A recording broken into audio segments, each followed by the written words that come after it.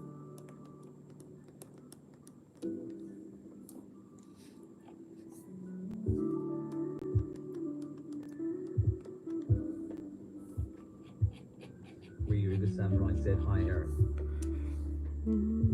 Bob said hello. Mono said hi, Aaron.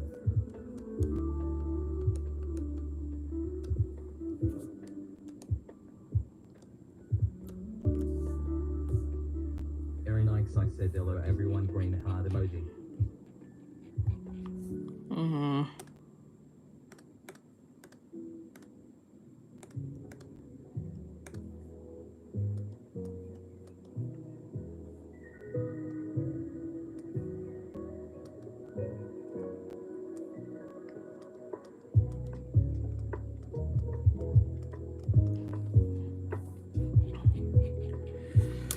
Okay, let's just move on from this for now.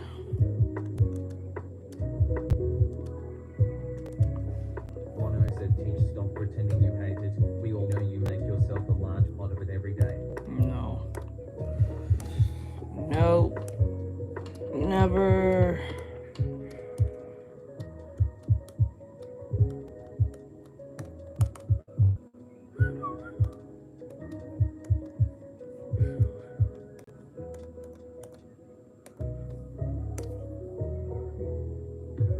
Miku Van said, I love it.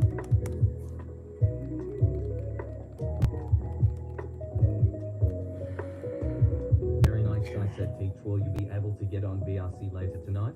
I probably will need to talk to you. Most likely. Yeah. Okay.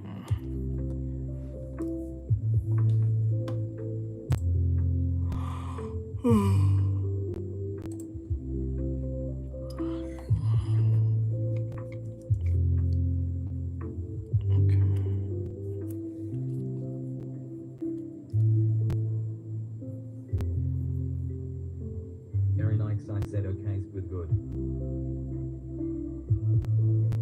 Oh, I never posted that one. Okay. God, I'm stupid. I forgot to do that.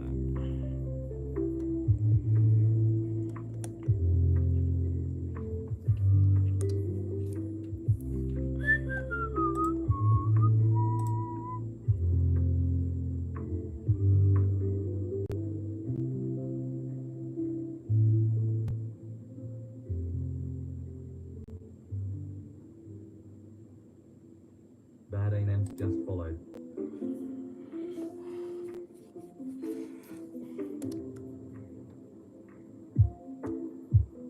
I'm pretty sure it's bad news. Prince says hello. 277 said hello. Hello. How goes it?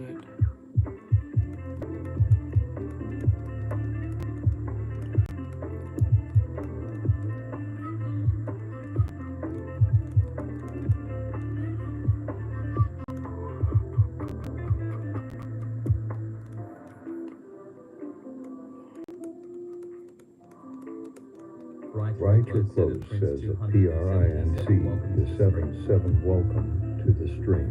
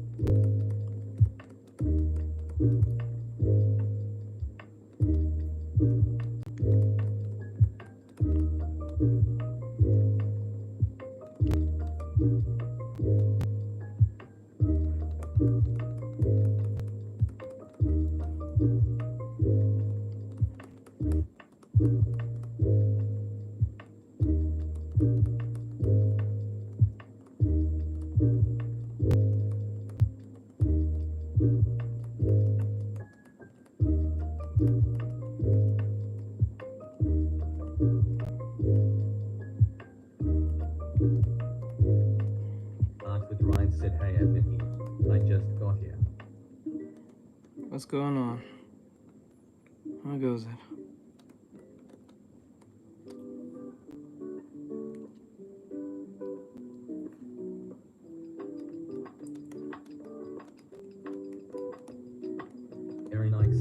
welcome back.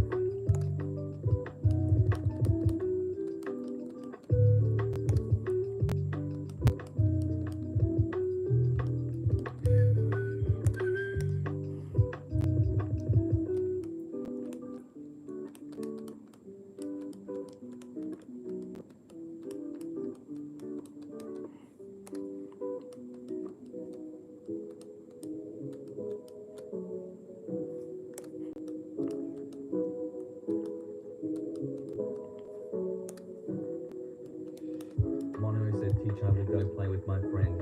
See ya later. Okay, later, bro. Mono said bye. Later.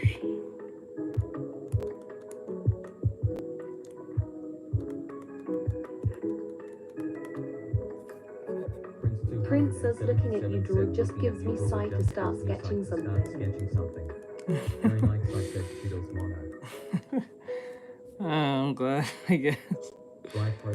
Brighter Close says later Mono. Later, Mono. But I'm glad that it gives you some form of wanting to draw.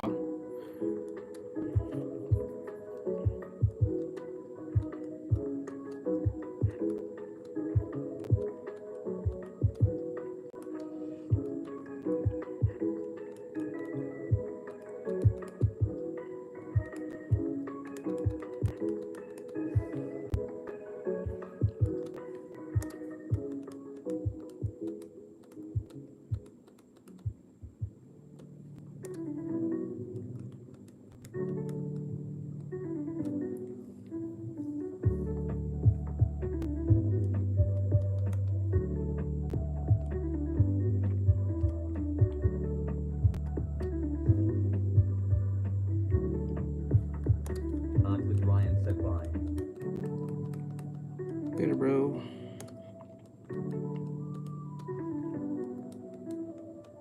Or unless you're saying bye to Mono.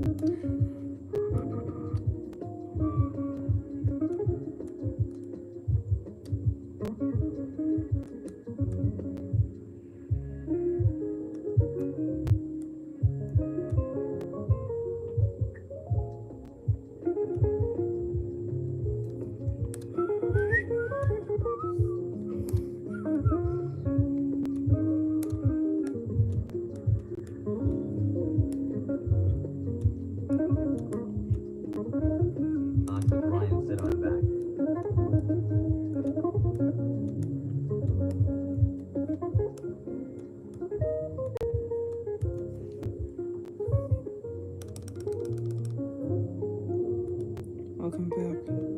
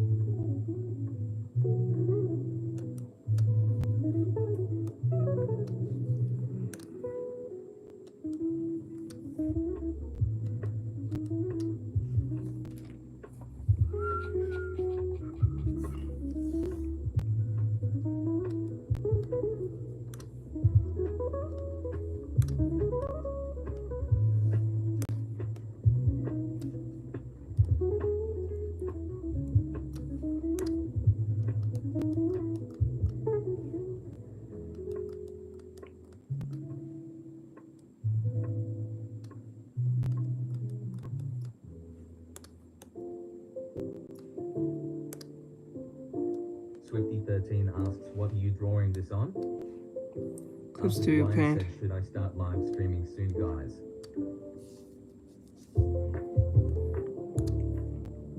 I don't see the point of asking other people. That's up to you. You're the ones who's gonna be live streaming that then.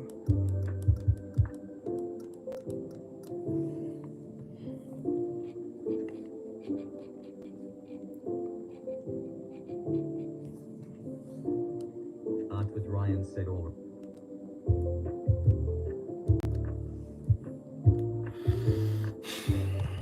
Aaron Ikes, I said that Swifty13, all equipment and apps used are linked in his bio description.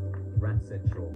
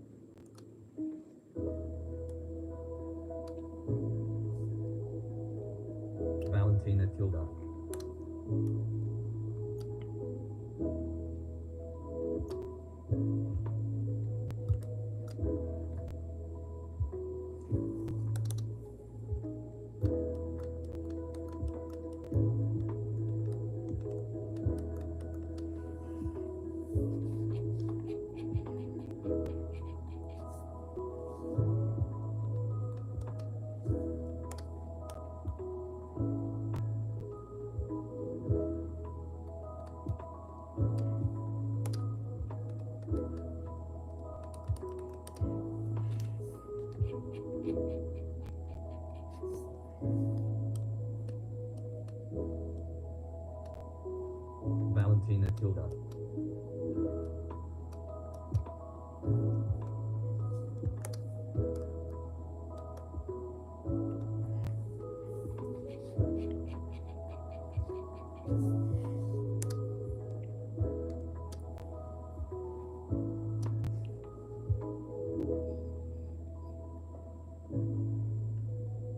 Wait a sec, I came across this yesterday. Even yesterday I didn't read my chat. That's a bit weird.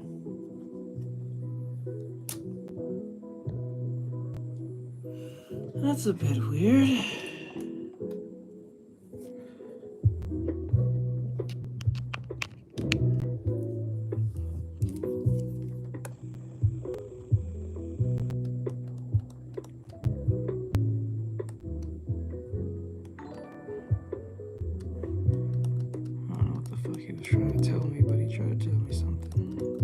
A metaphor for something.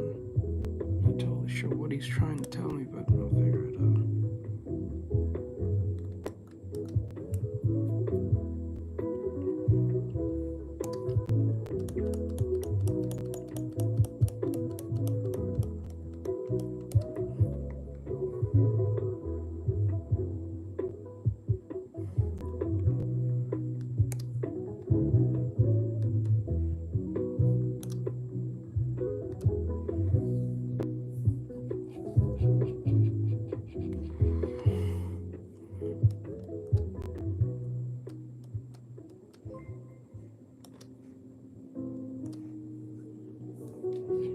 Sure I didn't read your comment. It's not like you said anything insane.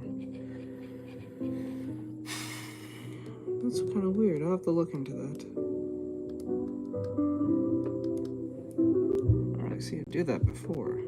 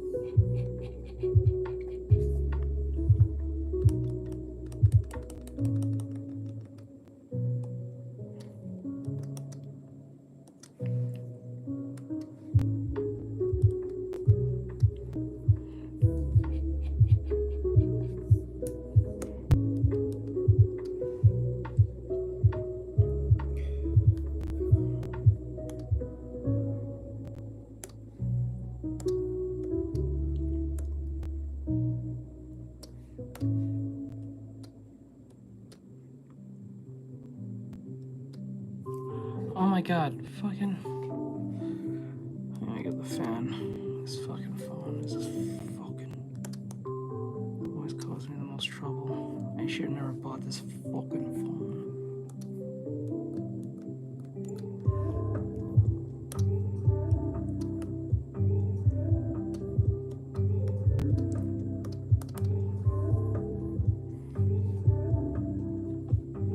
For those who are wondering,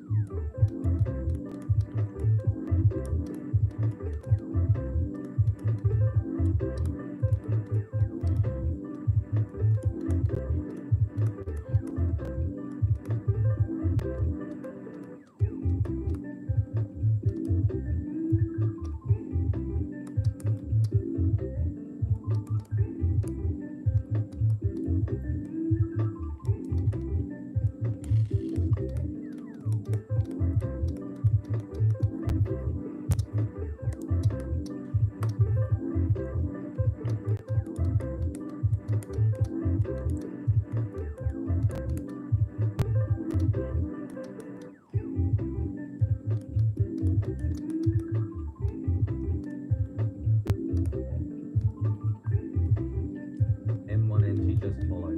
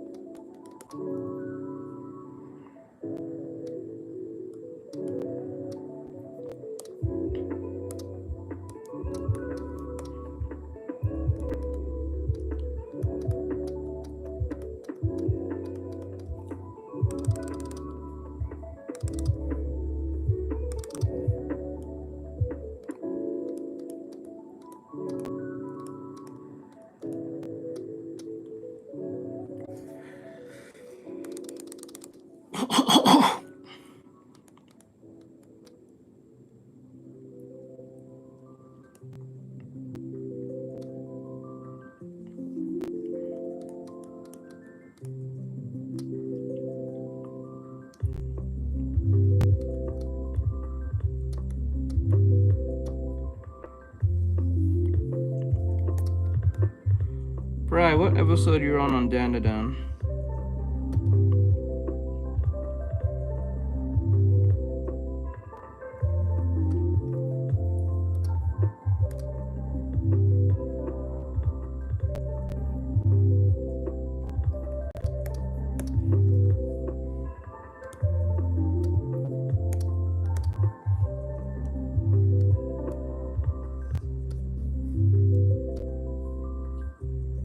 Bright Reckless said FOIR. Bright Reckless said 4. Because I'm on 5 right now.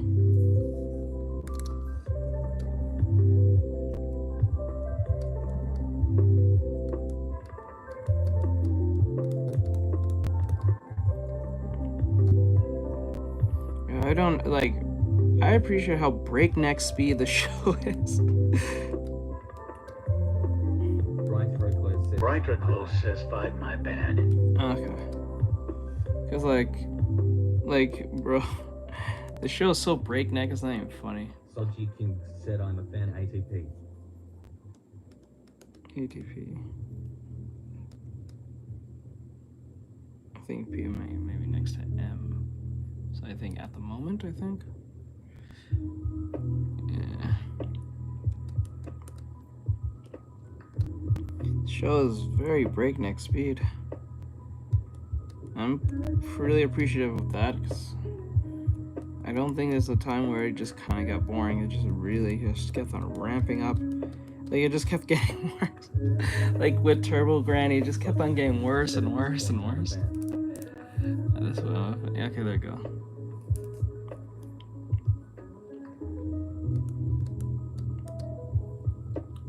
It just kept getting worse. Like I didn't. Like oh my god.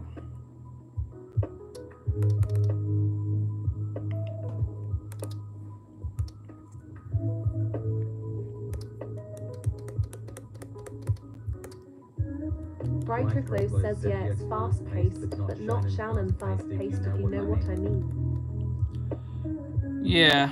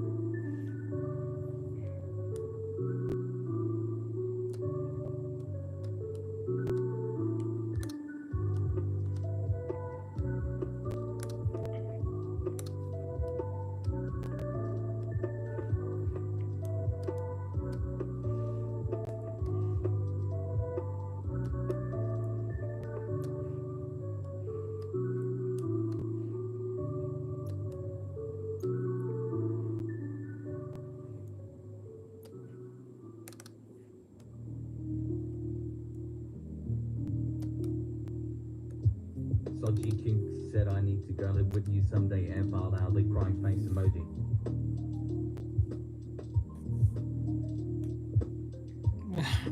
I don't allow people to go live with me. Sorry. Unless like you're a mod or something. It's for the safety of my channel. Because people say insane and do stupid shit. And sometimes they don't even realize they did something wrong. Sometimes.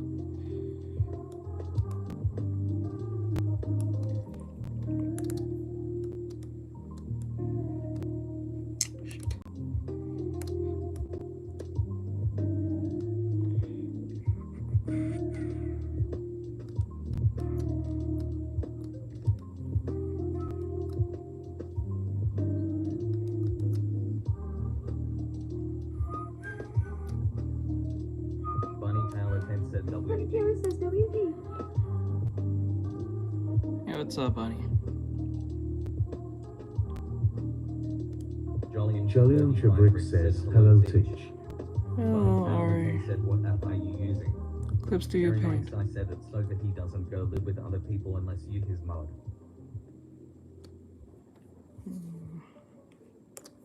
Soji King said, oh. I don't do that with people. Bunny Taylor says okay. Because that goes left real fast.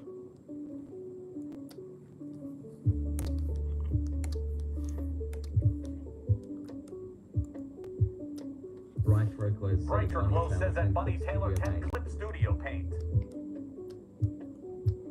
Clip Studio Paint.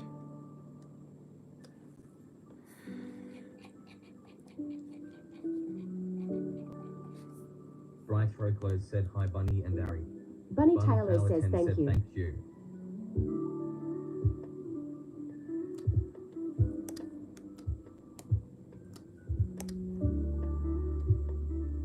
No problem.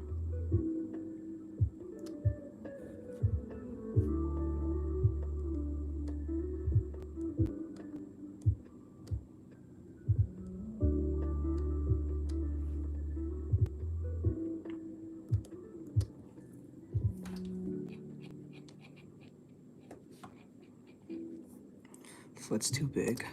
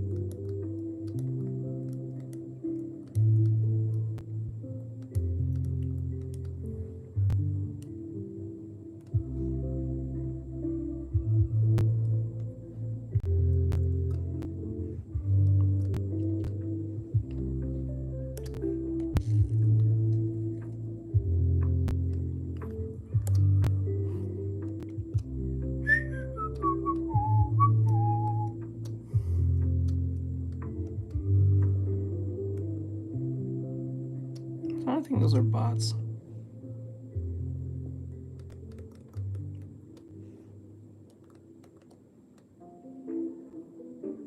It must be really hard to get a real following these days, man.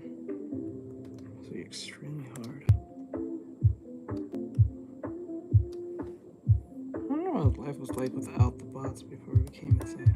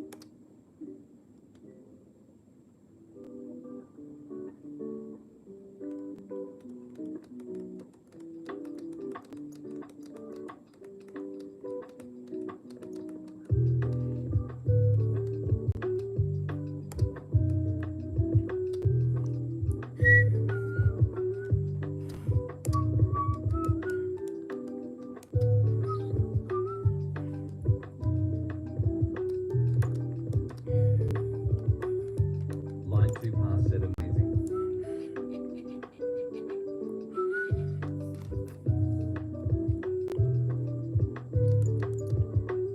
Thank you.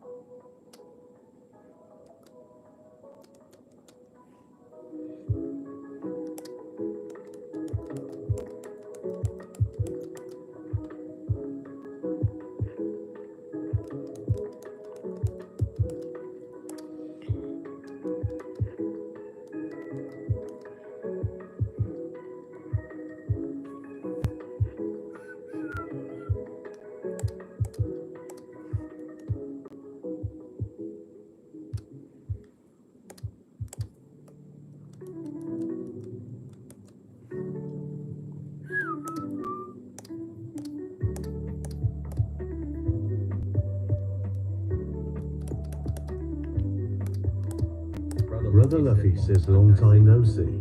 Oh, brother Luffy, how you been, bro? For its practice, it looks awesome.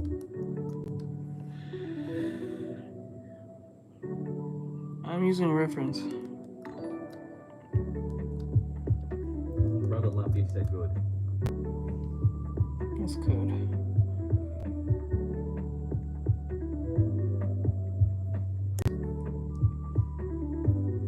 Hold on, I want to see something real quick.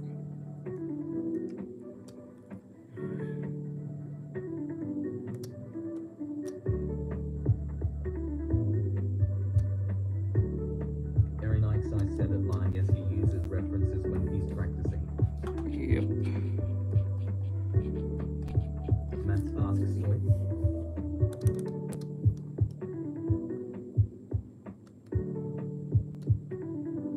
Come on.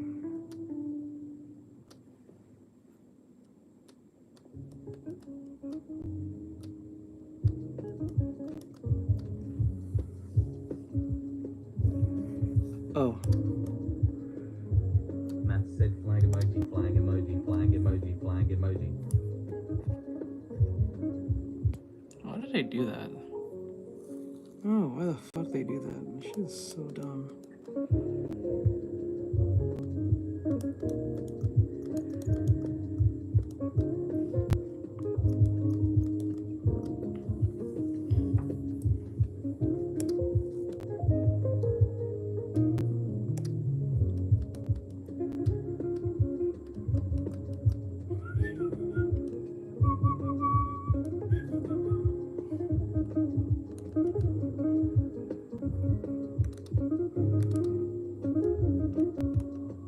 Very nice. I said keep chat related to stream.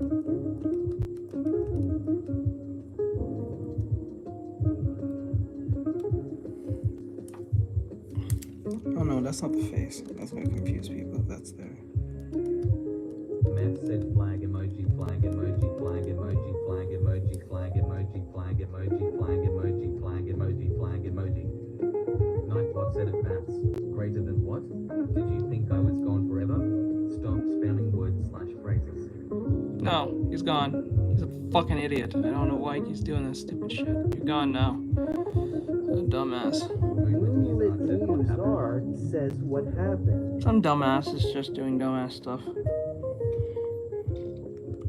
Very nice. I said lol, you beat me to it. Shit was irritating. Just a dumbass viewing dumbass things. Just the part of their monkey brain had to go off. It's just weird. I'm not doing this. Alright. Now to give this more life, this kick, I need to erase some parts and then put some action lines like this. And then put some over here. Up there. Given the direction it's going.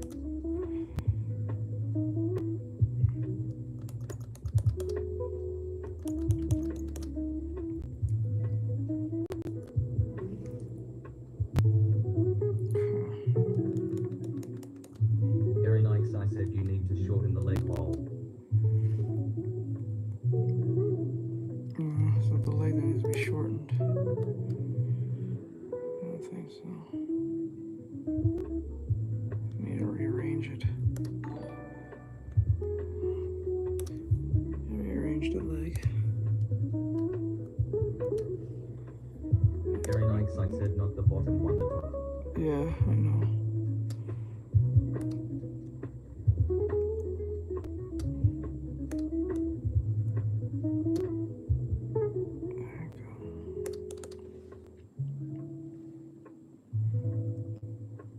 Wolfie Sparks just followed. Anujati just followed.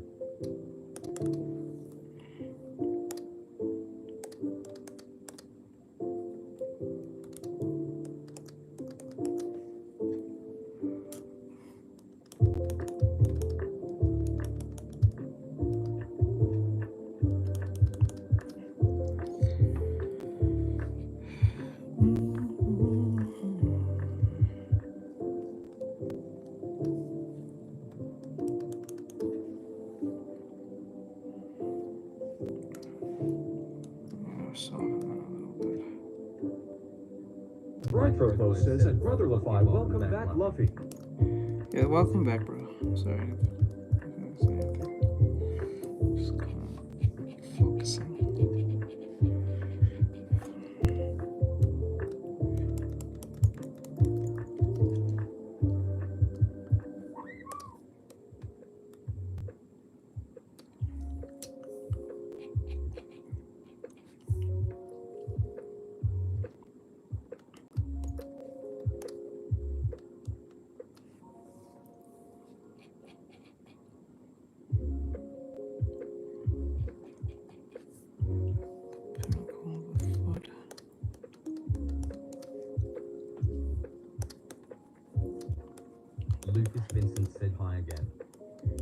Hello.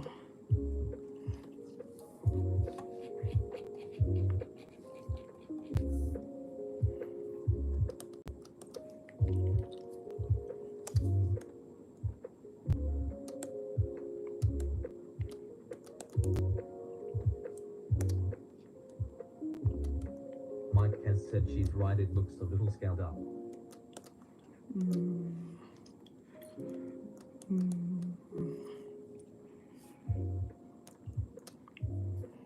There we go.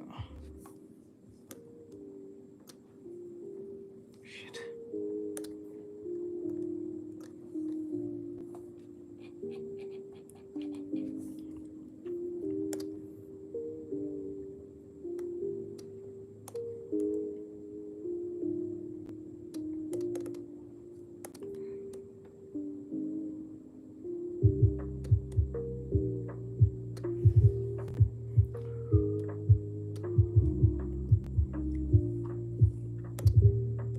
Swords. Monique Kiwi, says, dagger, do you post said, your "Do you lives post your anywhere?" lives anywhere?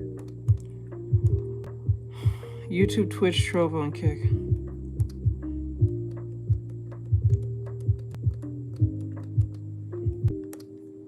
I'm on all of them. Even speak right now. I'm on them.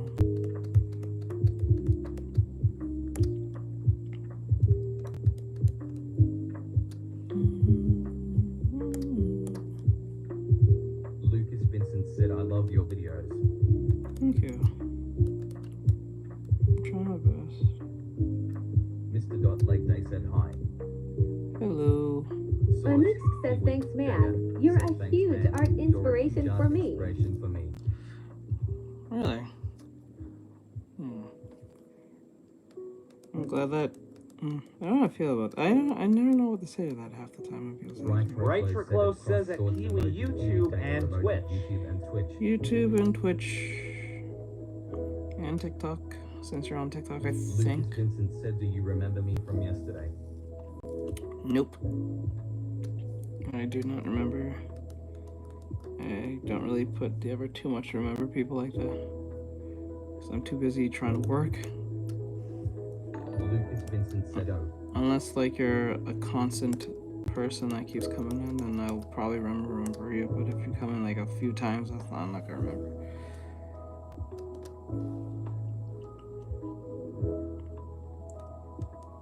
Mike has said, just came by to say hi. Hey Never Mike, done what's some going errands. on, bro? Dot said, hello, cutie. Enzo Fernando said, hello. Hello, Mike. Hello, everyone. Lucas Vincent said, okay, I'll come every day. Okay. Okay, like that. This is too bent. We need. There we go. Stronger. Enzo Fernando asks, what? Like that. The leg is a little too. The leg is a little too. It's too bending. We're gonna make it more straighter.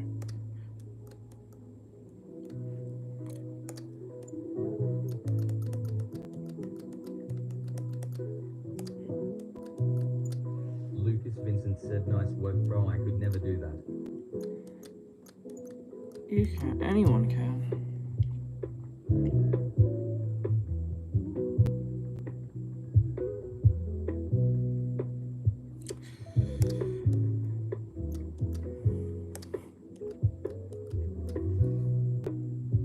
Now it's bending now. So it's bending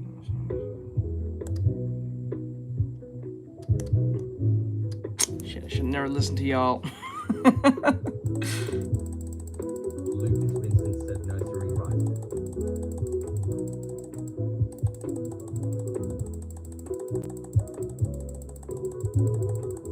You know what?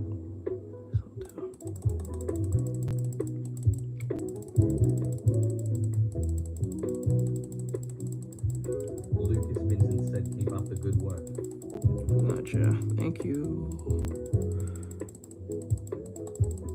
Erin Ikes, I said the leg was too long before faced with tears of joy. Yeah, I Emoji should never double. listen to you at that point. Let me see here.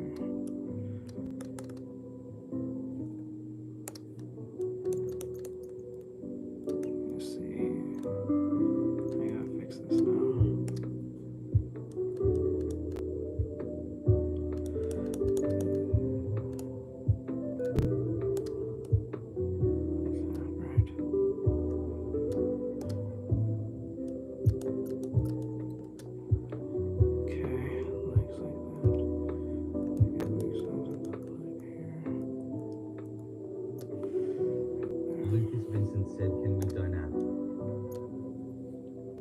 Donut? What's donut? What do you mean by donut? Donut? Wait, donut.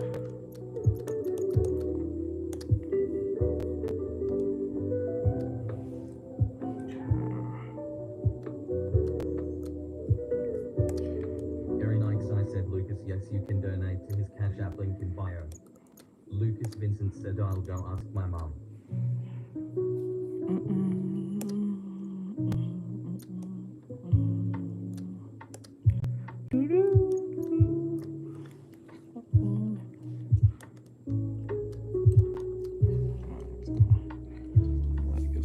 Lucas Vincent said how much do you want? I don't know, whatever you feel like I deserve.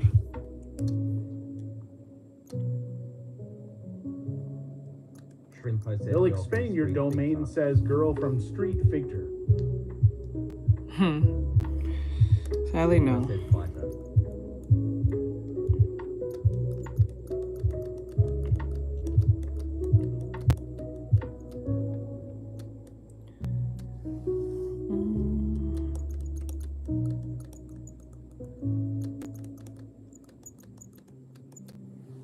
He'll expand your domain, says, is a girl from Street Fighter. No. Lucas Vincent said, well, the art deserves £500. I don't know what that converts to. I'm pretty sure that's high. Breakneck says a tree impiodo. Scott said it said make an animation where your drawings are doing something elastic and bendy and most importantly freaky. Erin Ikesai said donate whatever you feel, raising hands emoji, any amount is appreciated. Yep. I don't think you're gonna do it, but I appreciate that you're trying, I guess, cheer me up, I guess? I don't know. I don't think you're gonna do it, but it's okay. I'm just being honest.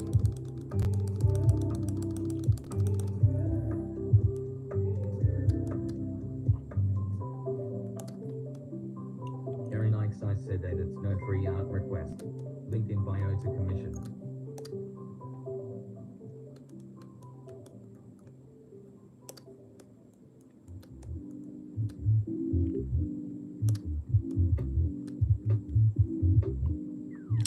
Foot is sticking out like that.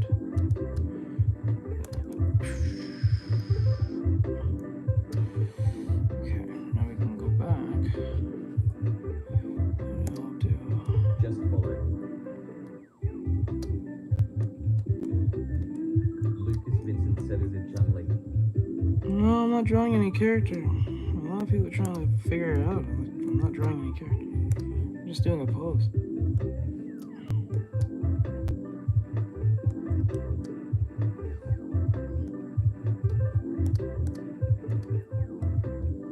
Erin Ikesai said Lucas, he's not drawing anyone, he's doing 100 leg challenge.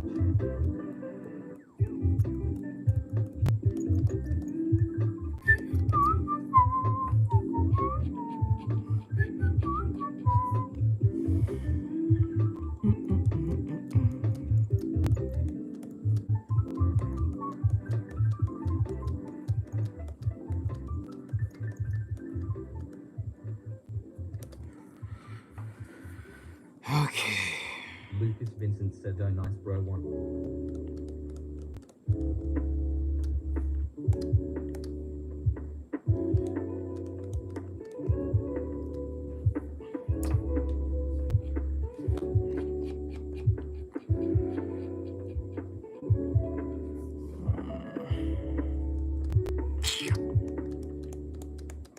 Thank you, I appreciate it.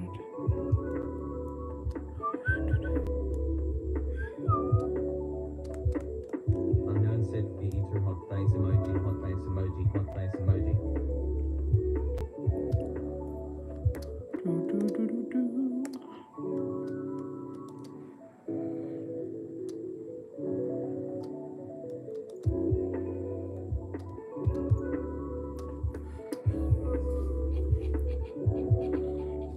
That's two.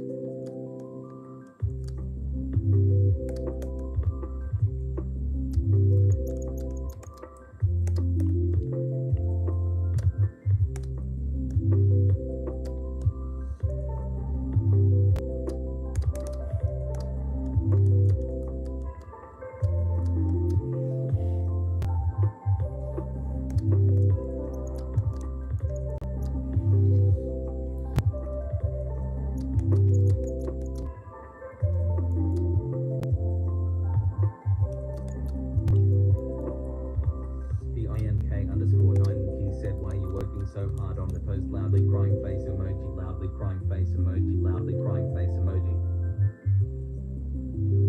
What kind of question is that? I don't really understand what you're asking here.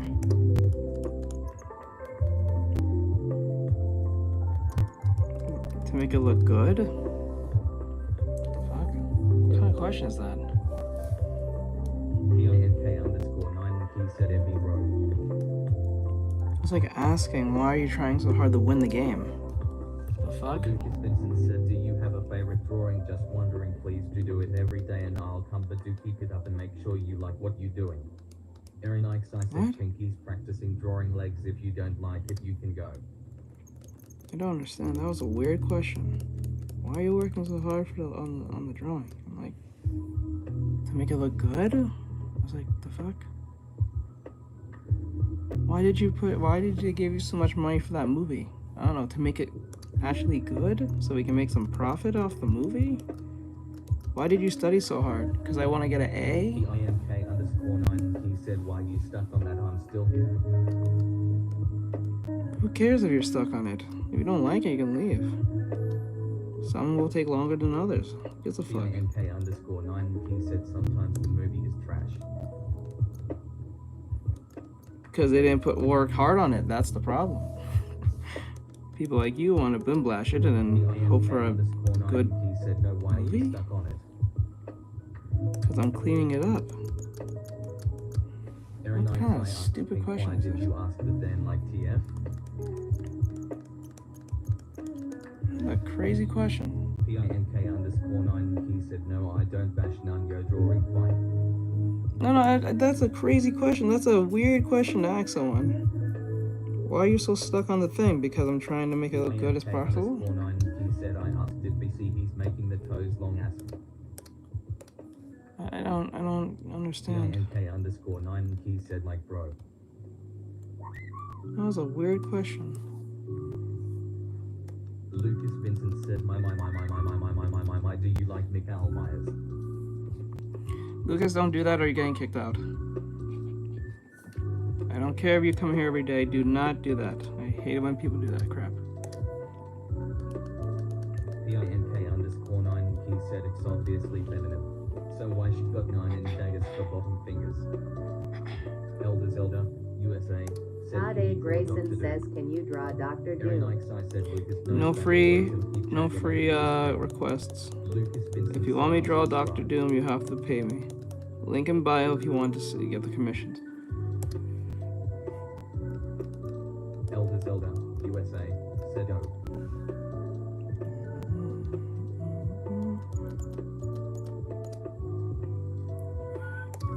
PINK_9 he said, no, draw Dr. Doom PLS. Erin Ikes, I said pink because it's his drawing and he can watch the issue, leave it alone or keep. That was a very dumb question, I'm not gonna lie.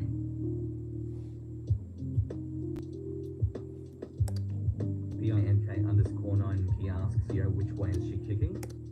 PINK_9 he said, and what kind of kick?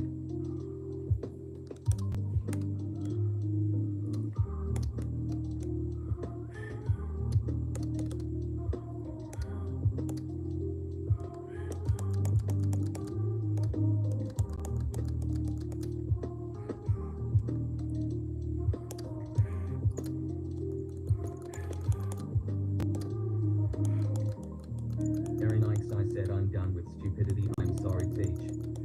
Lucas Vincent said, I understand.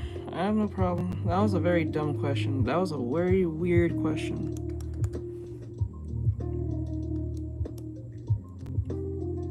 I know for a fact he liked the Marvels.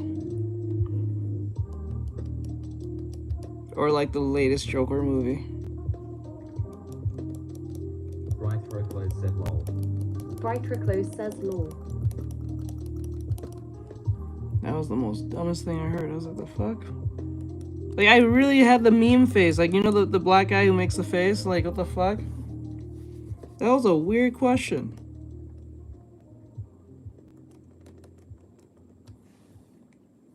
Bro, why are you still stuck on this?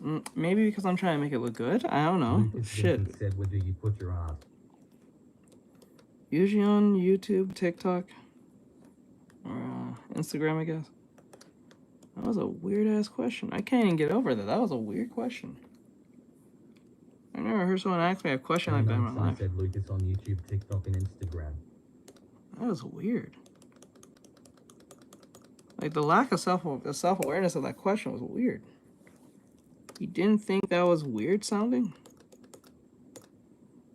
Lucas Vincent said, do you sell it? No, but if you want my stickers, they're in my Redbubble. You can check that out on the link in bio. If that's what you're looking for. If you're looking for like artwork that I sell, that some of them are up there on link on my Redbubble. That was wild. That was a wild question. I was like, bro, where are you right now?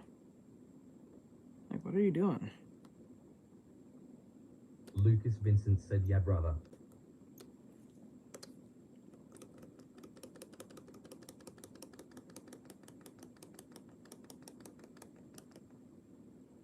Aaron Ikes, I said, Lucas, he sells some art on Redbubble link, or you can commission him for art link in bio. Like, some of us gotta really start realizing the things that we say. Like, sometimes take account of what we say and, like, really think out before you type something. Like, that shit was weird. I don't know what to say. I was like, what? Like, I get weird questions all the time, but that was one of them. That was one of the, like, top 10s.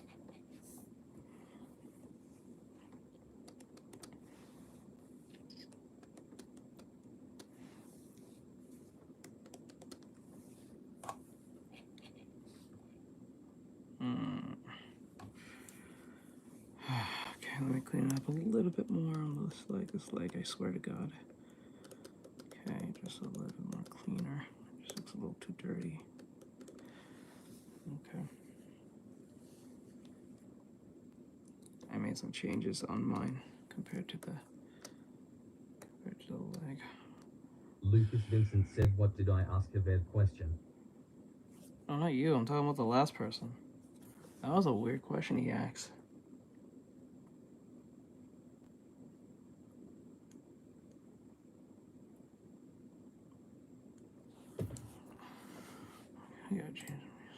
Aaron Ikes, I said, Lucas, he's not talking about you. Lucas Vincent said, okay. Ripple knows who Zero said, bro, still stuck on TS. He get no activity, loudly crying face emoji, face with tears of joy emoji. That doesn't make any sense. You're in here. You gave me activity. You see the number that's over your head?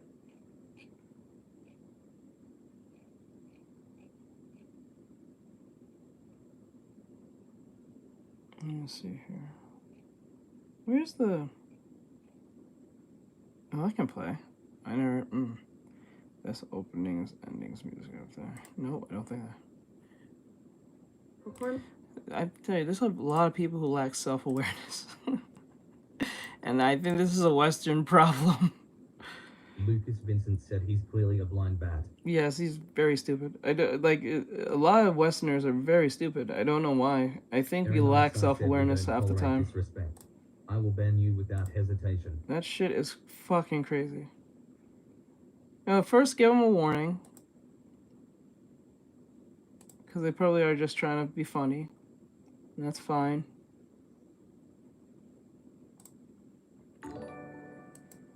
I think we really do lack self-awareness as Americans. Or just Western countries.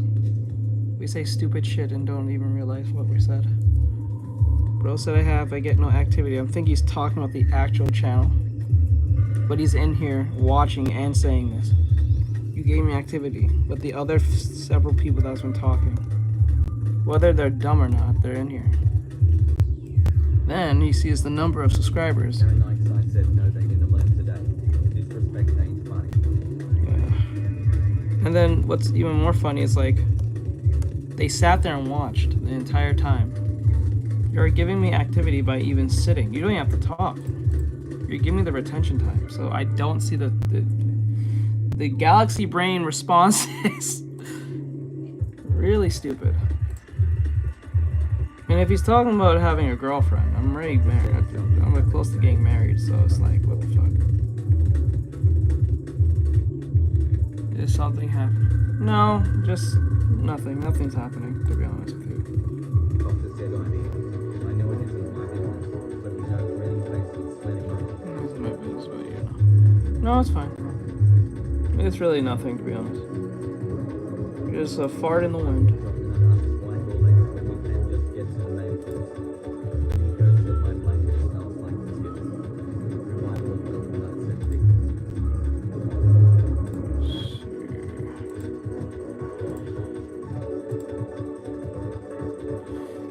This one.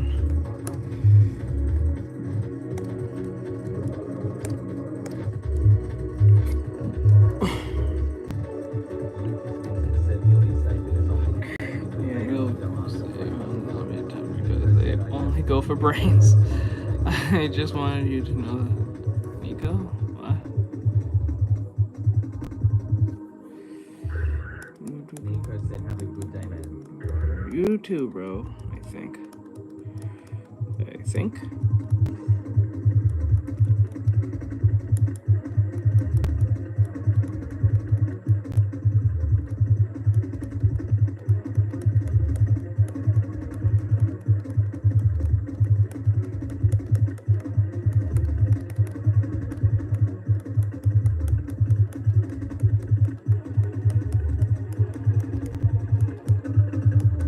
Nico said I'll put on and show my face again later.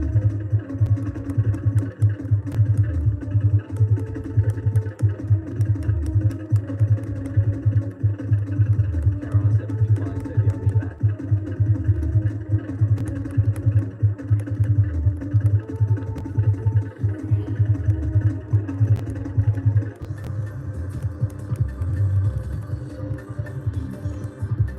Lucas Vincent said what happened to Nico.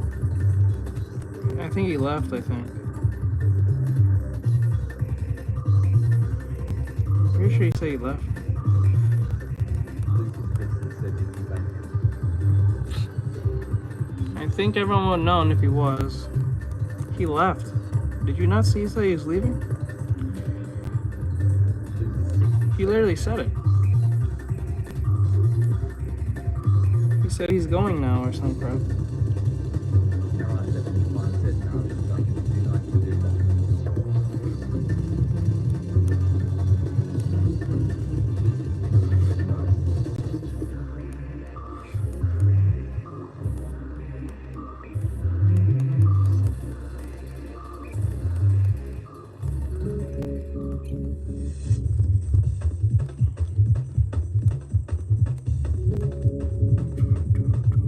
Lucas Vincent said he said have a good day. Lucas Vincent said MW.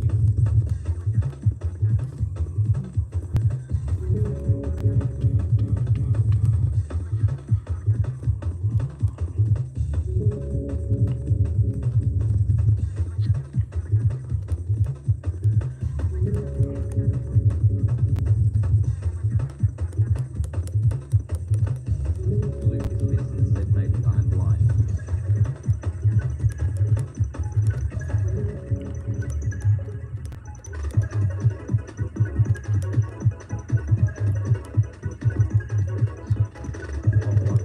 Yes, I agree.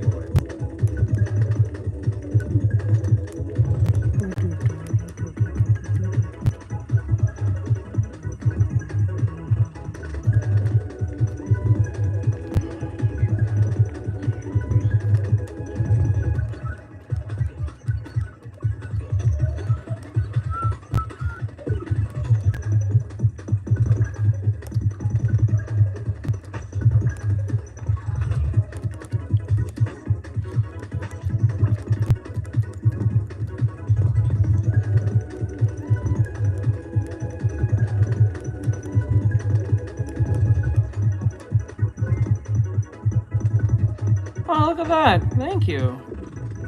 That's the first time seeing that. Coopter. Thank you, Coopter. I appreciate that. Wow, that's new. I have never seen that before. Yes, I always do art. That's what I do. That's my whole channel's about. Thank you, Coopter. I appreciate it. Wow. That's the first time I've seen something like that. Well, I know that's not the first time that's happened, but the first time me seeing it on YouTube Shorts. I never got to see it before.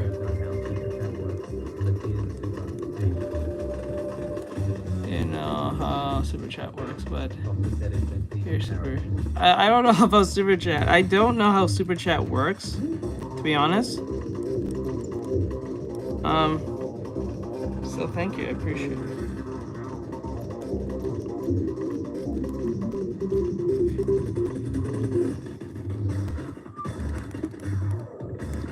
Thank you.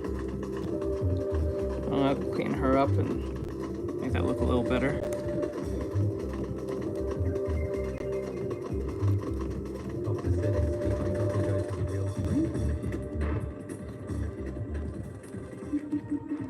Hold on. You gotta go to the real stream. YouTuber. Thank you. Gotta go to the real stream.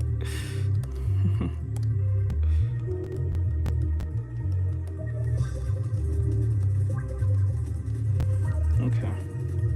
Now, let's see. The leg is up here.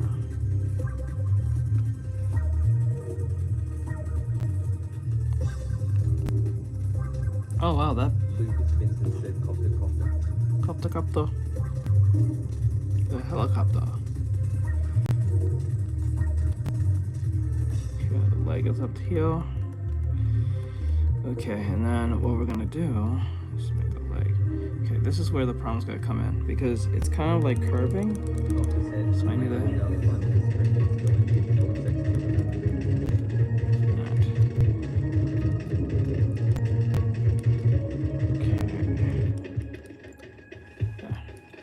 I don't know if I am in the stream or still in shorts. No, I don't stream to YouTube, and I used to stream the YouTube horizontal and YouTube shorts, but it seems like it's better to stream on YouTube shorts because that's what YouTube's pushing. So if that's what you're referring to, you are in the stream, but it's just on YouTube shorts. But if you go watch if you want to watch my VTubing models on Twitch, same place, same everything. So I hope that answers your question. I'll remember.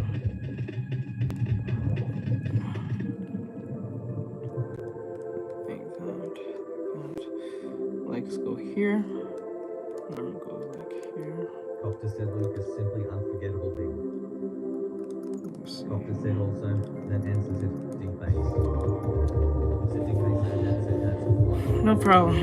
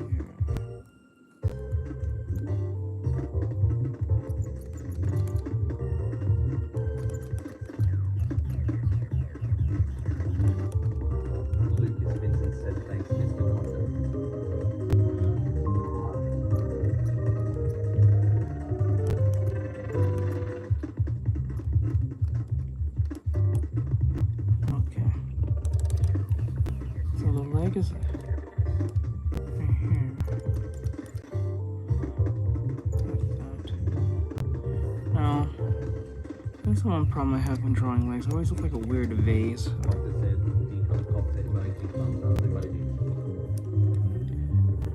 Helicopter. Okay, let me see. What's that? Hello.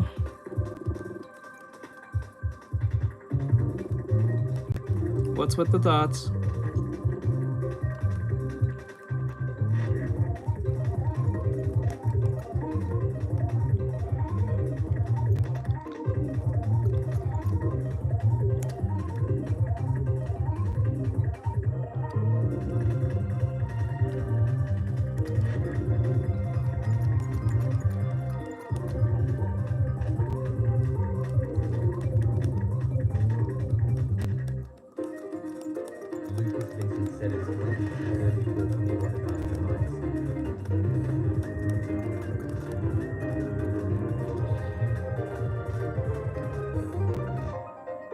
It's 2:23 for me. What about you guys?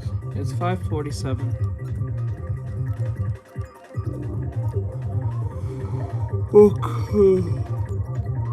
Doctor said hitting 547 here. D. Doctor said I am emoji one.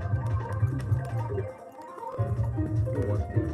Levi said you're so good with it. I love your art style. Wanna learn how to draw digital shit so trash at it. Loud this crying face emoji. I appreciate the compliment, but I don't have much of an art style. My art style doesn't exist yet. This is why I'm doing practice like this. I don't have an art style yet.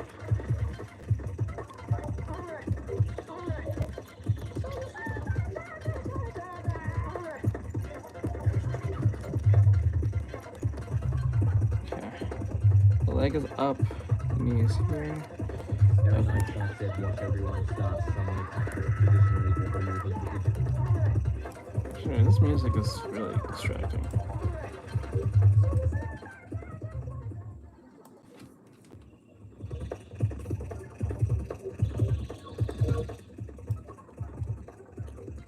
Wash D.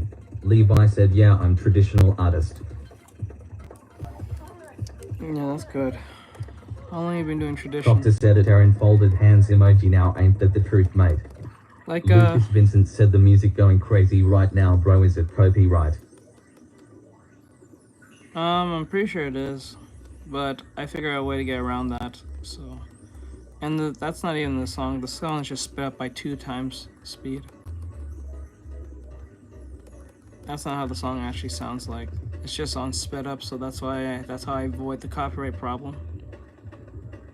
Because it's seen it as transformative.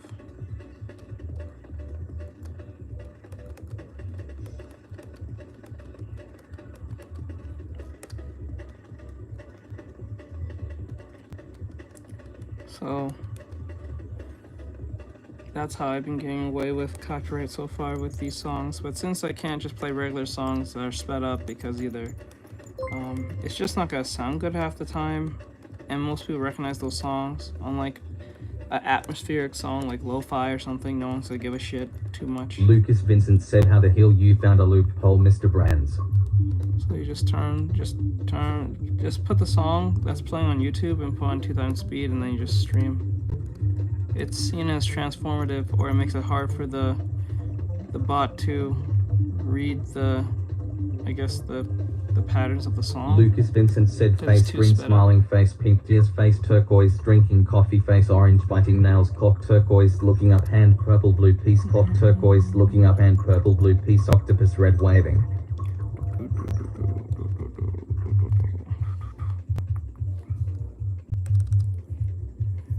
Do you have to pay for those emotes? Not sure.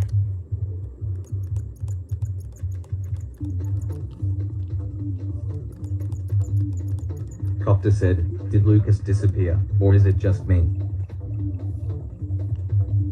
Yeah. I don't Lucas think so. Vincent said no tea. I don't think so. Copter said oh phew.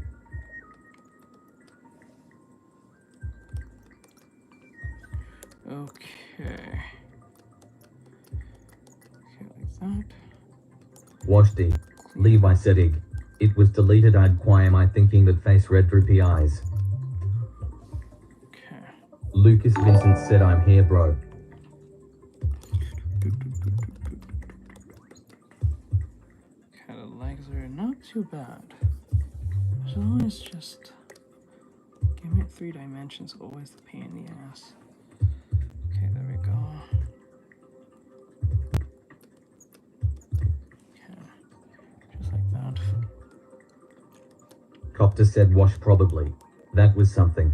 Underscore. But glad you're still here, Lucas. Thumbs up emoji.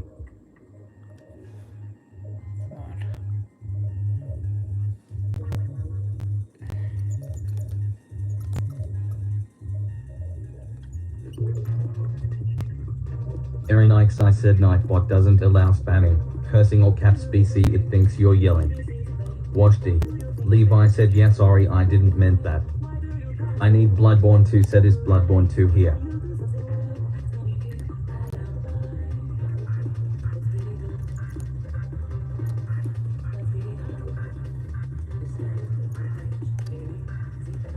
Copter said it enough. That'll do it then. Eyes emoji. Thanks for the explanation, mate. D.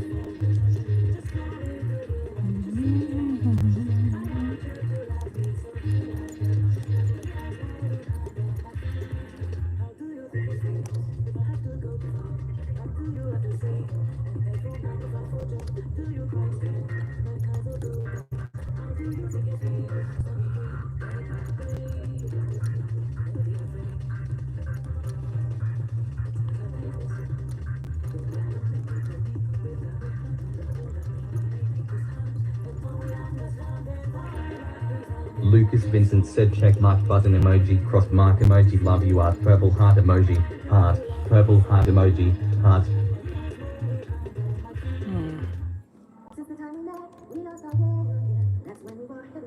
I think, thank you, I think. Thank you.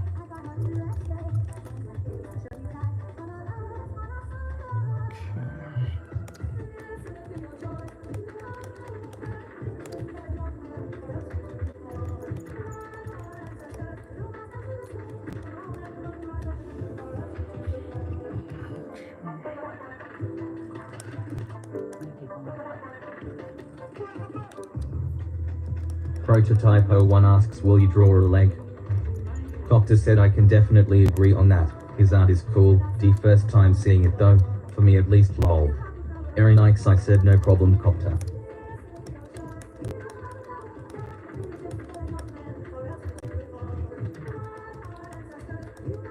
Wash D.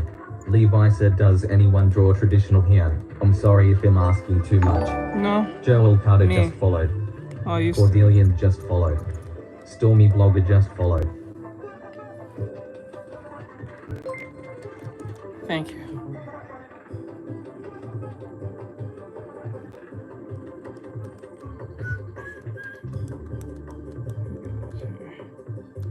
Alright, now we're getting a height. Prototype 01 said, Simon says, draw a leg. Copter said, wash traditional here as well, my friend, and you're not asking a lot, my friend, you carrot. Lucas Vincent said, how hates P. Diddy. Erin Ikes, I said, wash Artextric started off traditionally. Yep. Wash D. Levi said,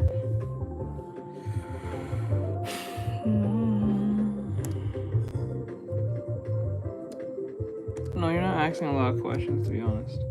wash D. Levi asks, I wanna meet them, can I?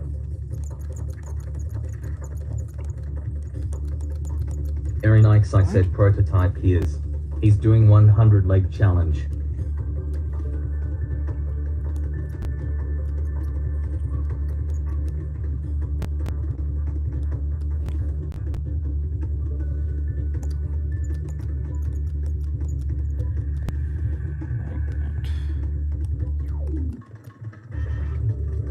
Lucas Vincent said, have you got a pet? No, I don't have no pets.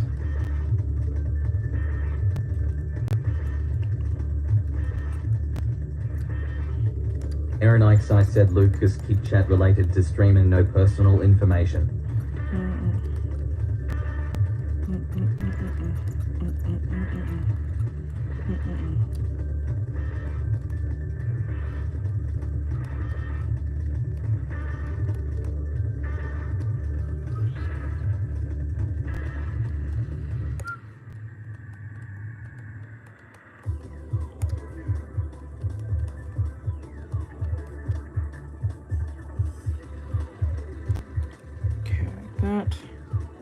Lucas Vincent said, I'm curious.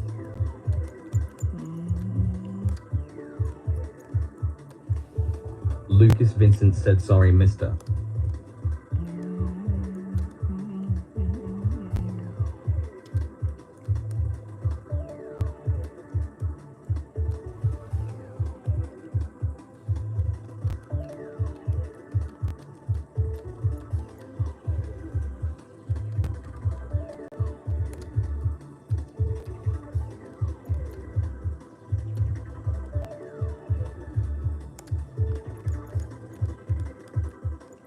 Wash D.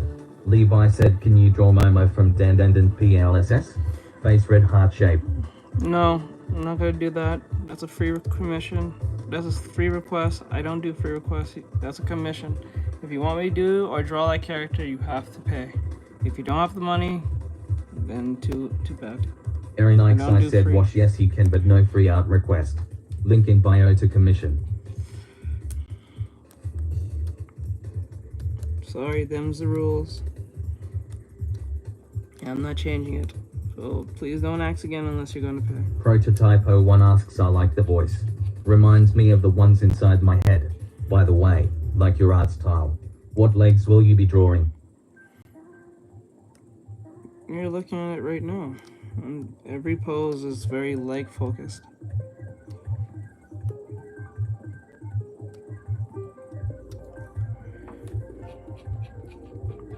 They have to be very leg focused.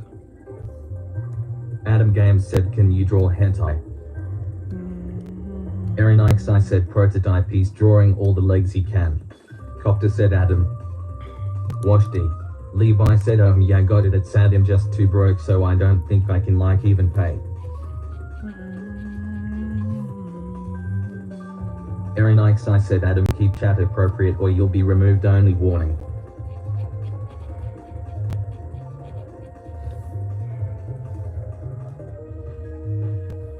Adam Games said K.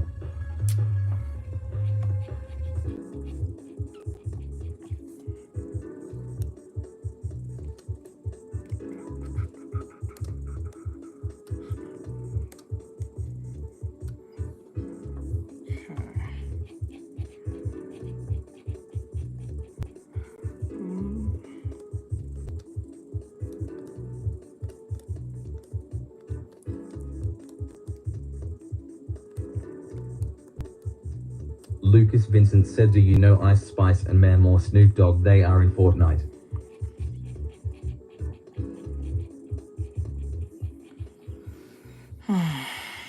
Washdi. Levi said, okay, see you later or next, guys have to go bed. Heart. Alright, laters.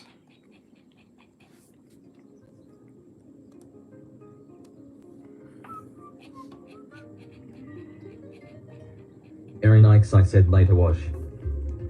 Prototypo 1 said, I always have trouble drawing the skin folds on bent legs, when the calf and thighs touch, as in squatting, or when else. Yeah, that's Copter usually a said big wash all, problem. see you later mate, do you have a good rest? You too, bro. Lucas Vincent said, I'm sorry I gotta go and I'll see you tomorrow. Alright, bro. Aaron Ikes, I said bye Lucas. Copter said, Lucas, it's alright, Tut, have a great day my friend. That's a big problem. That's one of my biggest problems when drawing legs, is usually when they're bent. They never look right when they're bent, so that's why I'm doing this. So I'm forcing myself to really hone in on that. Lucas Vincent said okay.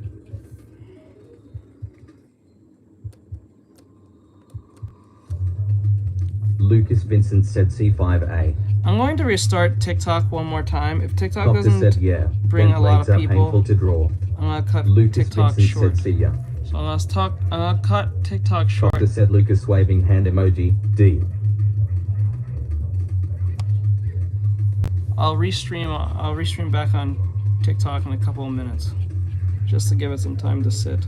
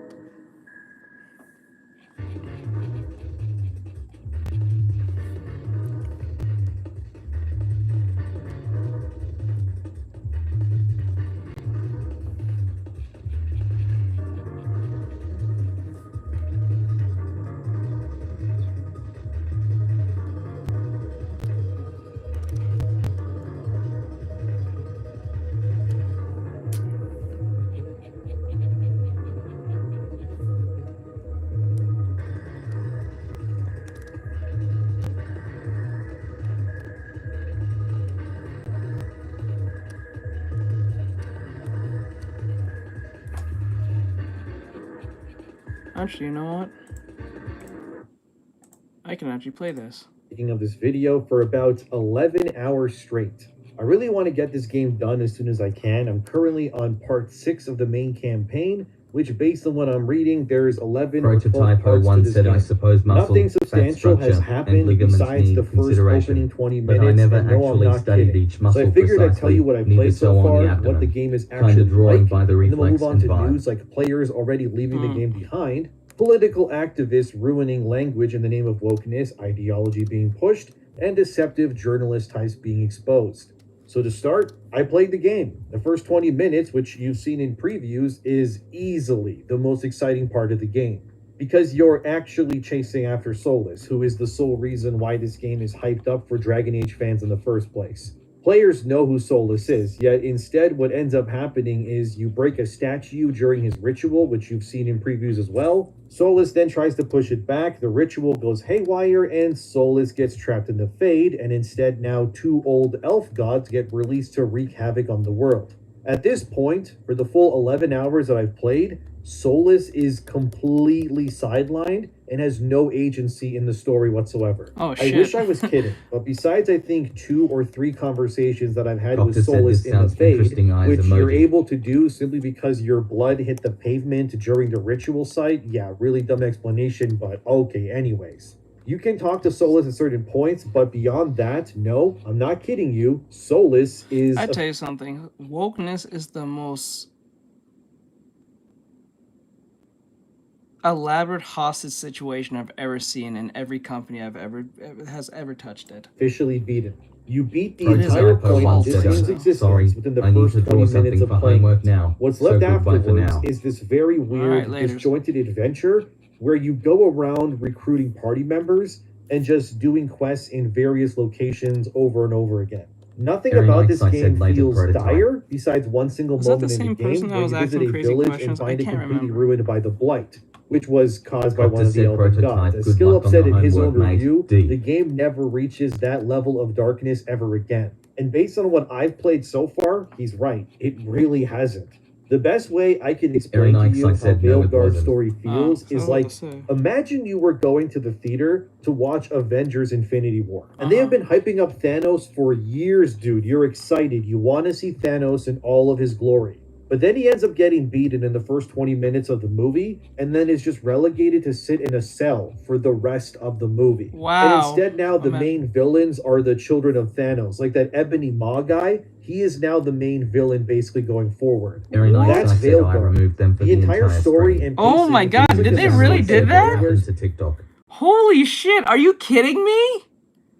Let me hear that explanation again. I was halfway in. Like, what? Yeah. And based on what I've played so far, he's right. It really hasn't. The best way I can explain to you how Veilguard's story Very nice, I feels said is his like, phone overheated. imagine you were going to the theater to watch Avengers Infinity War. And they've Okay. been hyping up Thanos for years, Ryu dude. the You're Samurai excited. said, You want to okay. see Thanos in all of his glory. Okay. But then he ends up getting beaten in the first 20 minutes of the movie, and then is just relegated to sit in a cell for the rest of the movie. Are you And fucking... instead now the main villains are the children of Thanos. Like that Ebony Maw No! guy, he is now the main No! villain basically going forward.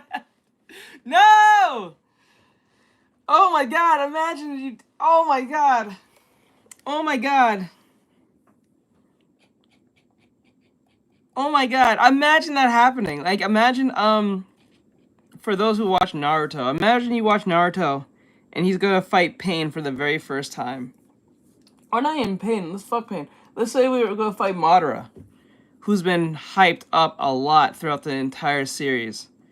He appears in the first 15 minutes, as what Demion says, and get whomped by one of the Hokage. Not all of them, one of them. And it's not even like Tsunade or even Gaara. It's fucking one of the Sound Village motherfuckers, right? Within 15 minutes, he gets whomped, right? And then he's not killed, but he's like literally out of the fight for whatever reason. And the main villain, other than just Madara just doing his thing, who's taking his place, is not even Obito. It's some one-off character you never heard of till like at the last second.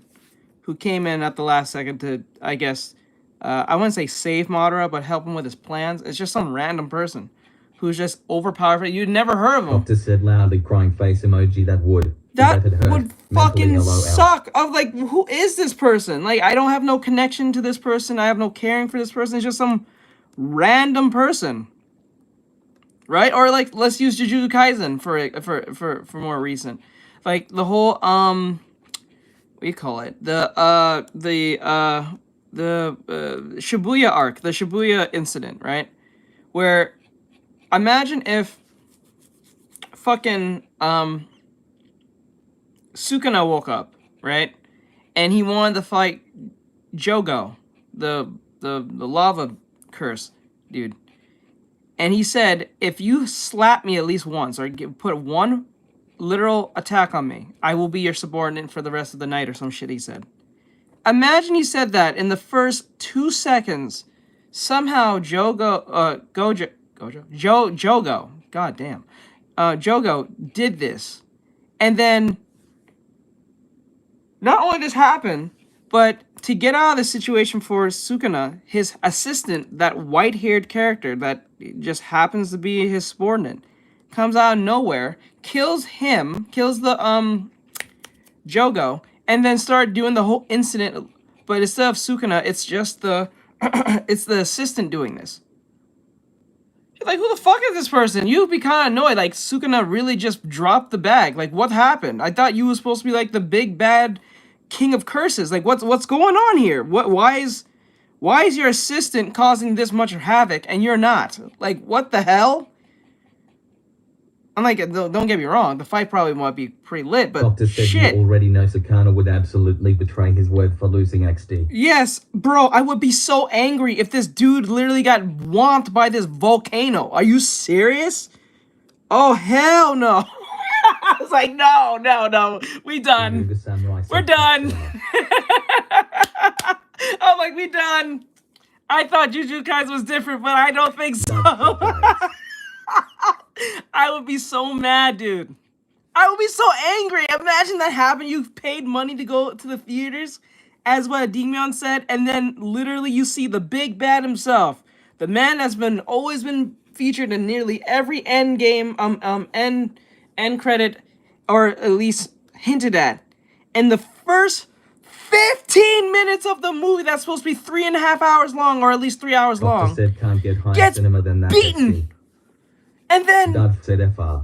all his children, I guess the children of Thanos, if they've ever referred to him, or his cultist members, literally just started being the main bad the entire time through not only just Infinity War, but also Endgame. Bro, you be like, what? What? Like, no. Not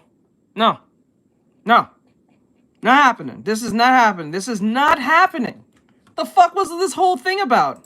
Oh, That's man. Veilguard. That's the crazy. entire story and pacing, it feels like a so mistake mad, on dude. BioWare's part from the Dove get-go. said skibbity. Especially considering that in this game you play as That'll Rook, piss me who off so is hard. literally just some guy that Varric picked up during Mono a said it job back. prior to the game's events. Wow. Apparently, Rook and Varric have been Welcome chasing back. solos for about a year until you get to play the game in the beginning. That'd be crazy, bro. I Rook is can't. the main character simply because you are considered a wild card, so to speak. Someone What that does that mean? Solus doesn't know, therefore he can't anticipate what you're going to do against them, even though he admits when you meet him in the game that he knew you were chasing him this entire Doctor time, said Mono and he found out sparkles everything about emoji you member moment anyways. sparkles Again, emoji Solus nice is the amused. Thanos to the Ryu the Inquisitor from samurai said welcome Inquisition. back. Oh, so Solus Dove is the said bad Epic guy. Cinema. Okay.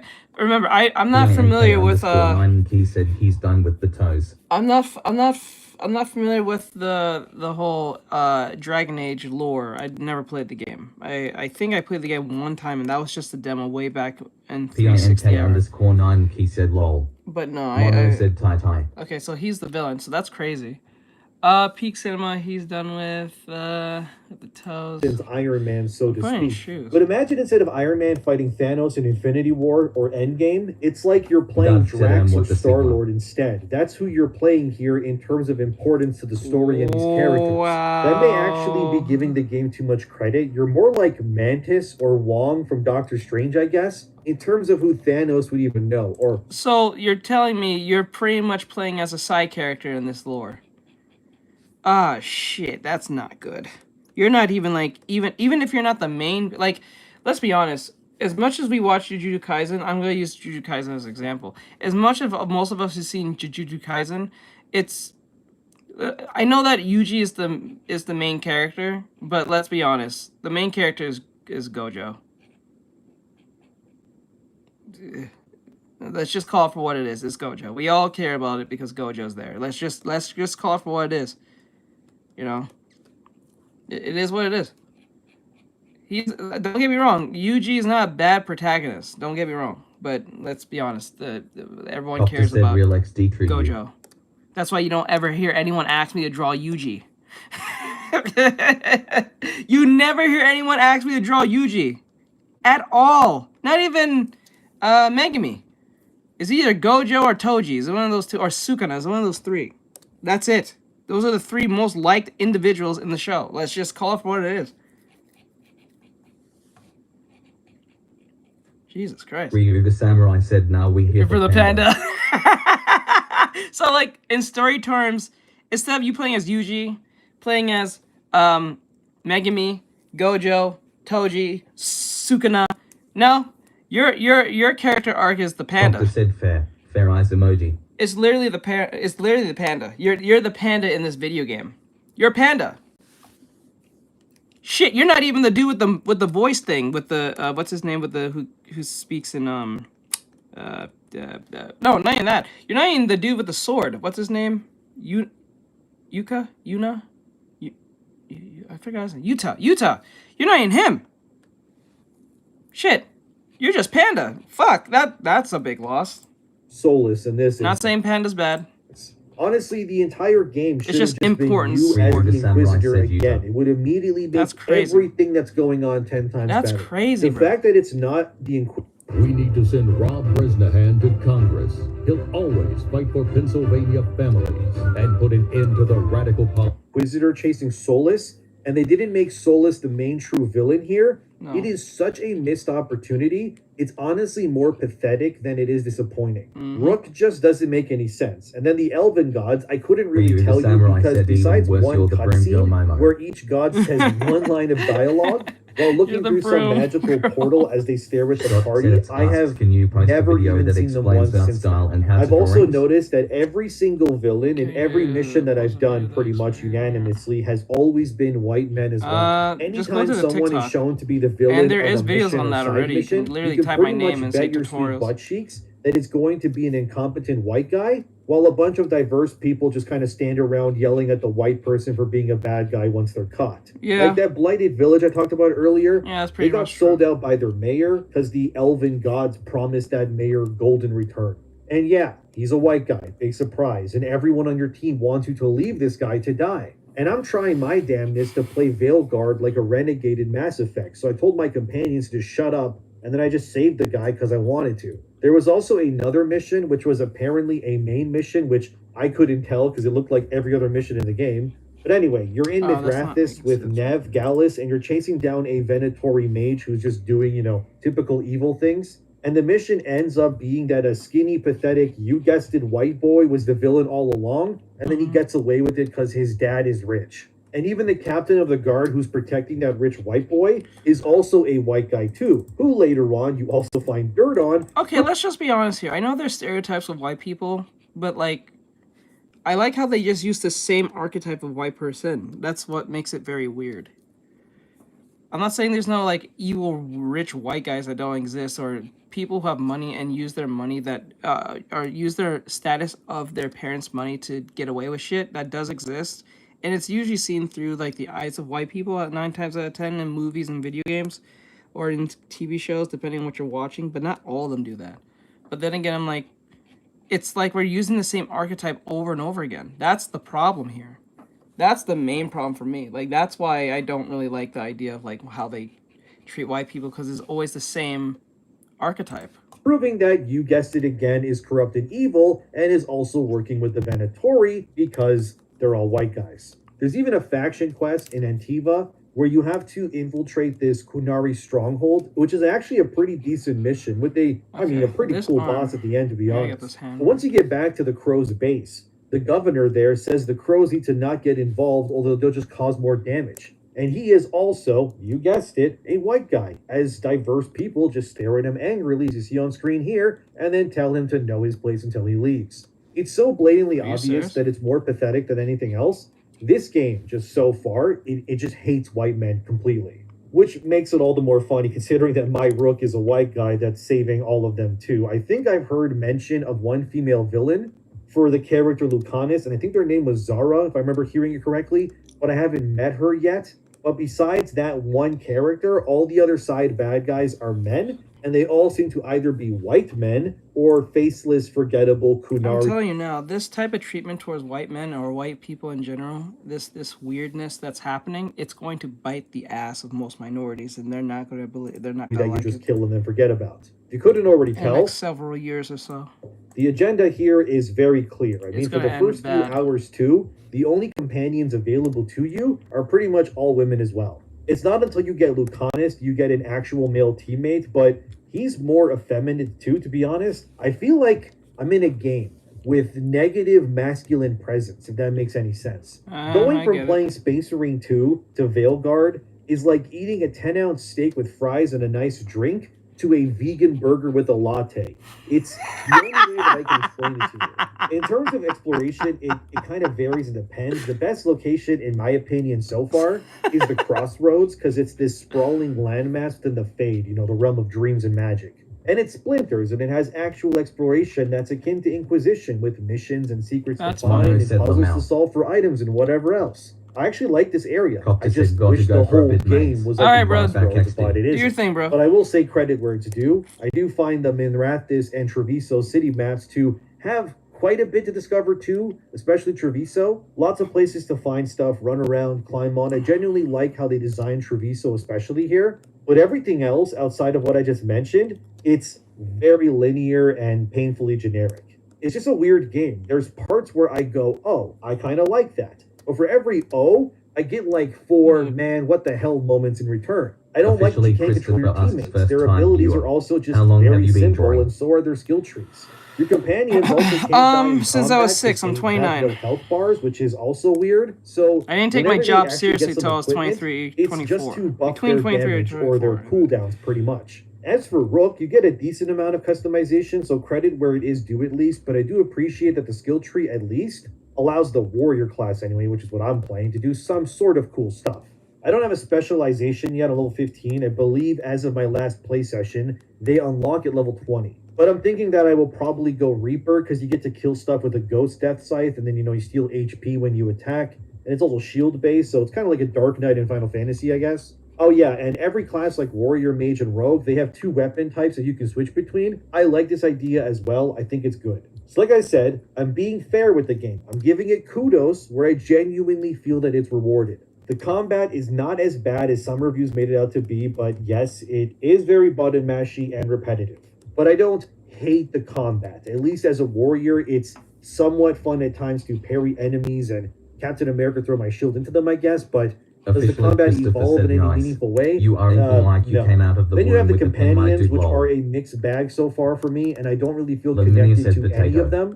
Nev is Potato. basically Yennefer from The Witcher, but not Nice, nearly you as are cool. inking like you Alara, can. I am going to guess, will probably win Potato, Performance of the Year at the Game Awards, because she's all don't know if bubbly that's and a- happy, and her is that a design is compliment? very I feel diverse. like that's Her a actual compliment, but I character, could be though, wrong. it's fine at best. Lucanus is honestly also kind of forgettable too, and he looks all edgy, but deep down he just feels like he's being restricted by the HR Officially, writing Christopher that said is yes. engulfing this Okay, game. just And then making of course sure. I you was have too Harding sure. from Inquisition. She's fine, but nothing special, and that's all I have for teammate wise anyway so far. But I'm not really attached to anybody in any way like I was to say Cassandra in Inquisition or Morrigan in Origins and then some. The game to me, it just feels like the most in comparison to Dragon Age 2, to other games in the series, I guess.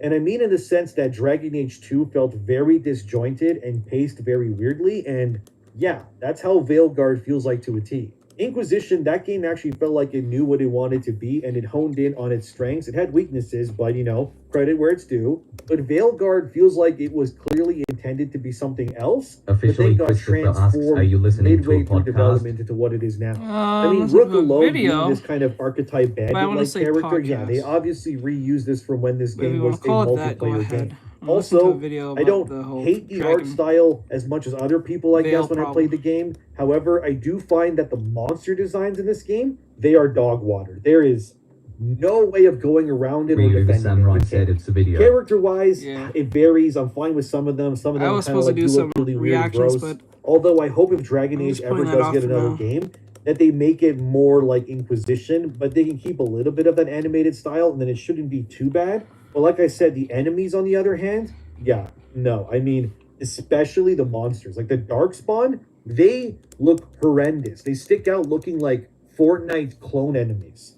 I don't know, man. This whole game is so jarring for a longtime fan of this series, as you can see. Every time I feel myself slightly getting sucked into the world, I get pulled out because the game evidently hates white men exclusively and has mostly women only in positions of power pretty much. Even when a guy is in a position of power, he has to share with a woman, like the Crows, for example. Yeah, that's fucking All the dumb. companions so far, they feel forgettable. That is Combat fucking is a stupid. seesaw of this is a little bit fun at times, but it's also very mindless. And I just wish that this was more like Origins or Inquisition, to be honest with you. The world is a mixed bag. The pacing is awful. The game is not nearly dark enough either. And it completely wastes its potential with Solus and instead gives you two Corypheus-like villains that are basically mustache-twirling parodies of themselves. If I had to rate the game, I would give it like a 5, maybe a 6.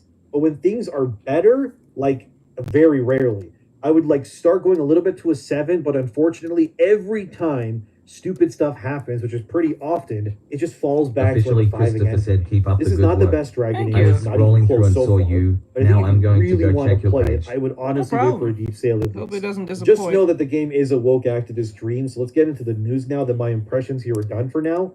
Hate YouTube ads? You need this Chrome extension. I feel like I just found a Google cheat code. This Chrome extension lets you block ads or get paid to watch them. It's called Pop. Firstly, the game debuted at around 70,000 players on Steam. It then dropped around 55,000 that same night, which is not a good sign. Although Officially, it has picked up Christopher again said to it around one time, 68,000 sure. again as of the making of this video. I don't know if Veilguard will bomb per se, maybe, but we don't know. It's still too early to tell. Especially considering outside of Steam, we don't have concrete numbers on like PlayStation and Xbox. But based on what I was told, the overall pre-order numbers for this game were definitely less than 1 million, in case you want to know. Inquisition, in case you don't know, is BioWare's best-selling game, and I don't think Veilguard will reach that personally. But some websites are just downright lying about this. Like PC Games N, for example, has come out with this article stating that Veilguard beat Inquisition Steam player counts by 500% in 1 hour of release. Which, of course, people will use this as a gotcha, saying, look, Chuds, you lost. This game is doing well. But this is... I'm not gonna lie to you. If you're for the wokeness and you're known, majority of the time you're known for like making very shit games, or your ideologies kind of fuck most games. Just because, you know what that reminds me of? It reminds me of that meme where the guy had like wins a medal, and he's like losing his shit because he thinks he's the best, and then you find out as you zoom away, he's like literally last place, but he's acting like he's in first, and everyone's looking at him like, what the fuck? You know what I'm saying? That's the thing. Like the third place is like literally America when it comes to video games and entertainment, and then the first place is like the Japanese when it comes to like video games, or like South Koreans, like the Koreans, or the Japanese when it comes to video games, but we're talking about video games specifically.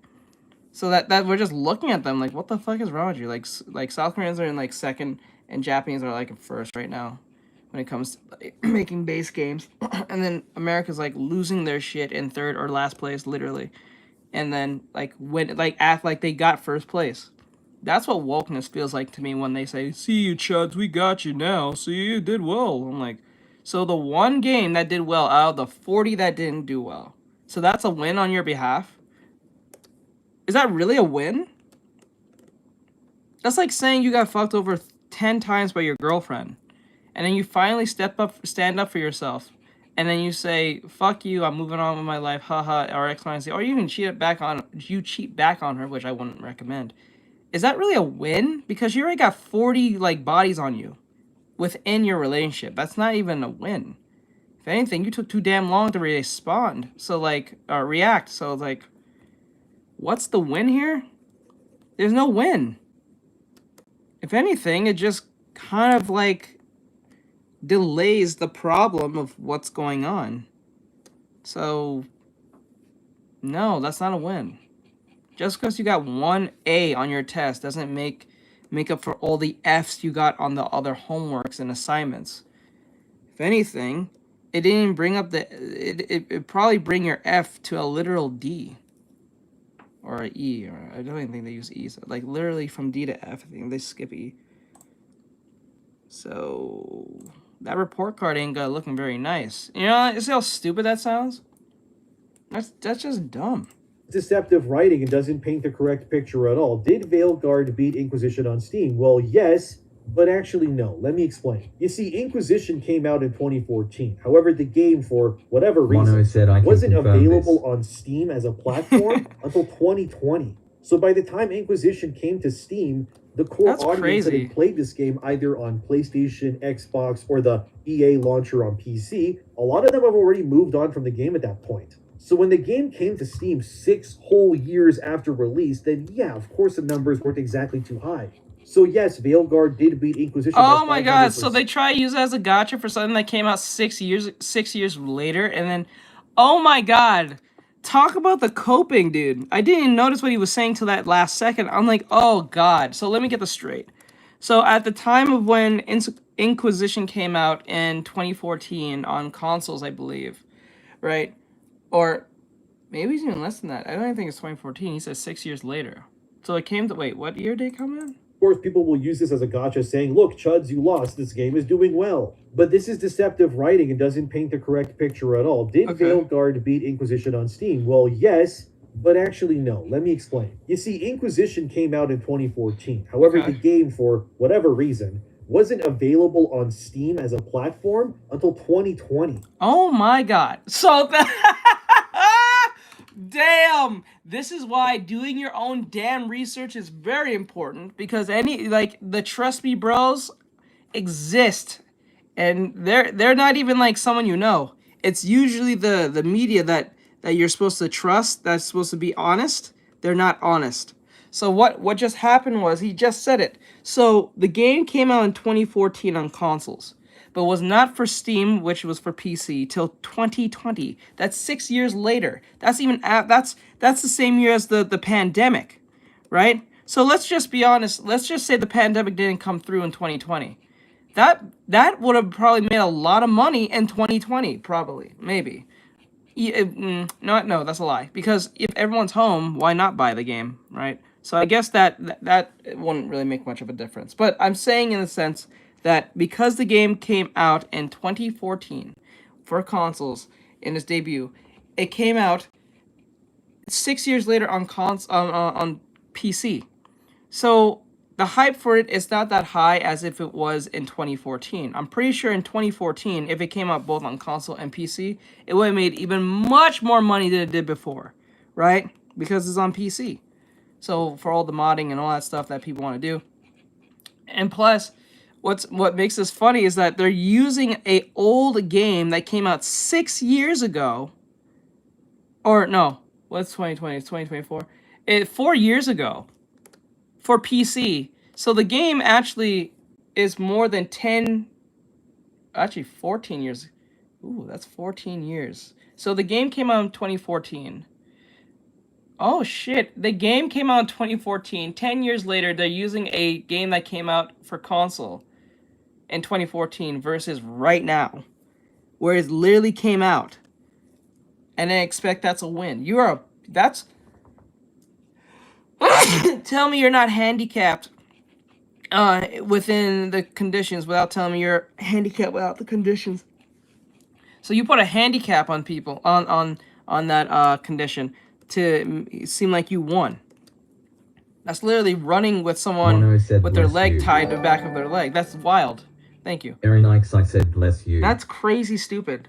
That is a dumb way of looking at life. So by the time Inquisition came to Steam, the core audience that had played this game either on PlayStation, Xbox, or the EA launcher on PC, a lot of them have already moved on from the game. Yeah, so it makes no sense to use as a win. To Steam 6 whole years after release, then, of course the numbers that shit is dumb. High.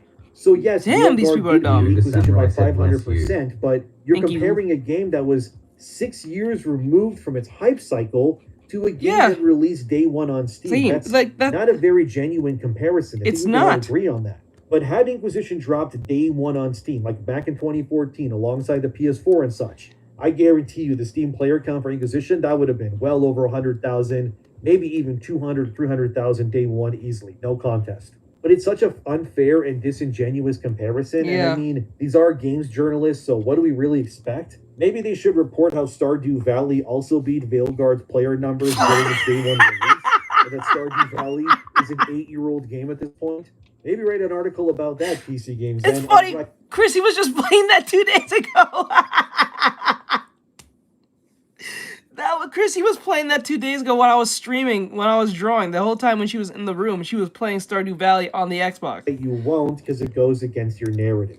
The freaking Oh Banana my God, game has bro. like 4 or 5 times the player count of Veilguard to release 2. Oh my God. Banana is beating Dragon Age, for God's sakes. This is why it's always important to read between the lines, because man, Yes. do people enjoy lying like this. Yes. The entire narrative surrounding Wow. Veilguard is just very obviously manufactured on purpose. For Dang, you're a example, you bitch. can't even comment in the Steam forums on the game if you gave the game a negative That's a review bitch move. or have any opinion that goes against the forum's ideology. It's not okay at all. It effectively means that Steam's Dragon Age moderators are strong-arming their community into giving the game positive reviews in order to gain access to the forums. This is exactly how BioWare itself is being operated, as I reported on in my previous video.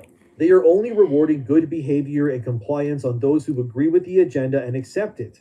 But going against it in any way will result in you being quite literally banned in response. This is not the actions of a gamer company that are operating in good faith at all. You should be open to criticism and allowing people to express their opinions, but by doing this, you're clearly confirming that you only want yes men ASMR to be able to 305 speak. just followed. This is a sickness that has been permeated. This is, it's like I said again, this is wokeness, this whole agenda thing, it is the most elaborate hostage situation I've ever seen. This is a hostage situation if you think about it. Because if I can't be honest with the product that I'm using, and I'm going to get excommunicated from my job, or the product I'm help making, and I can't be honest to my coworkers, my boss, managers, or whoever the fuck about the game that we're making, that I can tell that it's not going to sell well because of certain things that's in the game. If I can't tell my so-called coworkers or even my subordinates, depending if whatever rank they are within that games company, if I can't be honest with them, this is the most and if I do become honest, I end up being excommunicated, blacklisted out of the industry. That is crazy. That's crazy.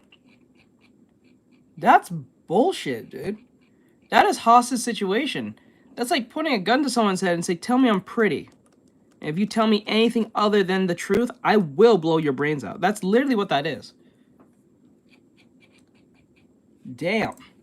All that's a throughout hostage modern gaming for situation. years now, and I make these videos because one day I want people. Then you're not to gonna be get able a to speak genuine their minds product. however they want within these game studios and forums and such without getting banned or fired. But it's pathetic to see BioWare going down this route in every way. It really saddens me greatly. Not only are they delivering what is objectively not the game that players have been waiting a decade for, but they're also banishing and attacking people for wrong things. Like, come on, dude. Shame on everyone who does this, by the way. You're pathetic. One user named Bandar Hub went ahead and compiled a bunch of reviews showing how every single near perfect or perfect score given to the game was issued by someone who benefits or aligns with the political agenda that BioWare is pushing. Don't harass anyone in this, by the way. Let's just look at things. Firstly is Luke Mitchell of Checkpoint Gaming. One of the perfect scores given to Dragon Age. Of course, he identifies as an ally of the LGBTQ+, and said things like, "The impact that Dragon Age Inquisition had on the video games industry is still being felt to this day, particularly for anybody in the queer community. In 2014, BioWare created what many consider at a time a high point. A special shout out needs to happen here, as Dragon Age has once again done an excellent job when it comes to inclusivity and diversity, sexuality, and gender." Again, I won't go too much details as many of this stuff is truly stellar and best left unsaid, but as a simple example, playing as a male identifying protagonist, I was able to flirt with whoever I wanted. I didn't always go to plan, but I had options across the board if I wanted to be gay AF. Meticulously making their interpretations of the perfect fantastical hero, then some early narrative beats went even deeper and more personal, allowing queer gamers to really play as themselves or who they see themselves as. That's all I'll say, but I can't wait to see the LGBTQIA+, my god, community discover these well-implemented, thoughtful additions. Dragon Age Inquisition has It's going to for a get long to a time point been where that acronym is going to be as long as a full country. It's going to be as long as a sentence. And you have to say that every fucking time. That is very annoying. That is going to start growing to the point that you're actually literally saying a whole sentence as one word.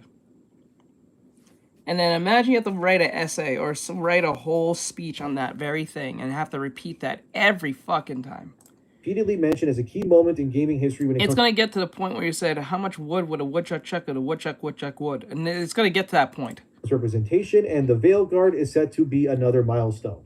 Again, that was a perfect score for that one, and they also identify as you think they do, but let's keep going. Then you have Gaming Bible, which had another reviewer here named M, who gave the game a perfect score as well, claiming things like, I especially enjoyed being able to make my character overweight. As someone who's mid-sized, it's validating to be able to create No, now they put plus, and then the dude even said it. He said, not everyone will want to discover they don't even say plus anymore. They start adding numbers in it now. That's what the guy said. Also banishing and attacking people for wrong things. Like, come on, dude. Shame on everyone by someone who benefits or aligns with the political agenda that BioWare LGBTQ+ and said things like, the impact that Dragon Age Inquisition This is what this I guess game dev said had on the video games industry is still being felt to this day, particularly for anybody in the queer community. In 2014, BioWare created what many consider at a time a high point. A special shout out needs to happen here as Dragon Age has once again done an excellent job when it comes to inclusivity and diversity, sexuality, and gender. Again, I won't go too much details as many of this stuff is truly stellar and best left unsaid, but as a simple example, playing as a male-identifying protagonist, I was able to flirt with whoever I wanted. I didn't always go to plan, but I had options across the board if I wanted to be gay AF. Meticulously making their interpretations of the perfect fantastical hero, then some early narrative beats went even deeper and more personal, allowing queer gamers to really play as themselves or who they see themselves as. That's all I'll say, but I can't wait to see the LGBTQIA+, my god. See? The plus is at the end, yes. But it wasn't there. It just used to be LGBT plus. Now it's LGBTIQIA. Nugs and fries, chips, poultry legs. It said that I wouldn't mind nuggets and fries. A community discovered these well-implemented Ryu the Samurai said what Dragon Age Inquisition. Yeah, it's LGBTQIA plus. Now I think there's a number in there. Not in this one, not in this article, but there's a number. They put 2IA or something. Something about two-spirited nonsense. It has for a long time been repeatedly mentioned as a key moment in gaming history when it comes to representation, and the Veilguard it just is keeps set getting to be bigger. Another milestone. Again, that was a perfect score for that one, and they also identify as you think they do, but let's keep going. Then you have Gaming Bible, which had another reviewer here named M, who gave the game a perfect score as well. You guys are naming yourself like, Gaming I especially Bible? enjoyed being able to make my character overweight. As Ryu someone the who's Samurai mid-sized, says you learn it's something new validated every to be day, able huh? to create a character that reflects and that usually it's never aspect of something myself. that useful. Not everyone will want to, but it's liberating to have the option, as two is being able to have top surgery scars or to depict a woman with facial hair. These are details that help us resonate with Rook on a deeper level, truly allowing for the immersion RPGs are so famed for. Some will call it woke, but they're merely parroting a word without understanding its origin. All 7 of the Veilguard's companions can be wooed regardless of your gender or race, described as enforced pansexuality by some fans, but I don't see such romantic freedoms that way. Of course you don't. Should you not believe Lucanus or Nev would romance a woman, you shouldn't romance them as one. Removing rigidity doesn't stop you from applying your own boundaries, it just ensures there's more flexibility in how everyone can play. The biggest obstacle to there were so many aspects I could alter from facial structure to the scars on Rook's body. Being able to mold your character isn't a new feature from BioWare, but the extent of the variety is. The only part of Rook you can't change is their genitals, which thank God for that. Although BioWare allows you to fine-tune your character, you won't find quite the selection of options that we've been afforded in other experiences. In all honesty, I don't think you're going to miss it, save or losing out on the novelty factor. This person clearly gave the game a perfect score because of the identity stuff. It's so obvious that it's painful. How a game that fumbles its entire story point in the first 20 minutes and has terrible pacing manages a perfect score can only be survived by someone who's doing this for agenda's sake only. But the fact representation was not enough for Gaming Bible, but more was required for a perfect score, that kind of tells you everything that you need to know here. There's also Eurogamer, another perfect score that skips right around everything but lands on its inclusive, therefore 10 out of 10.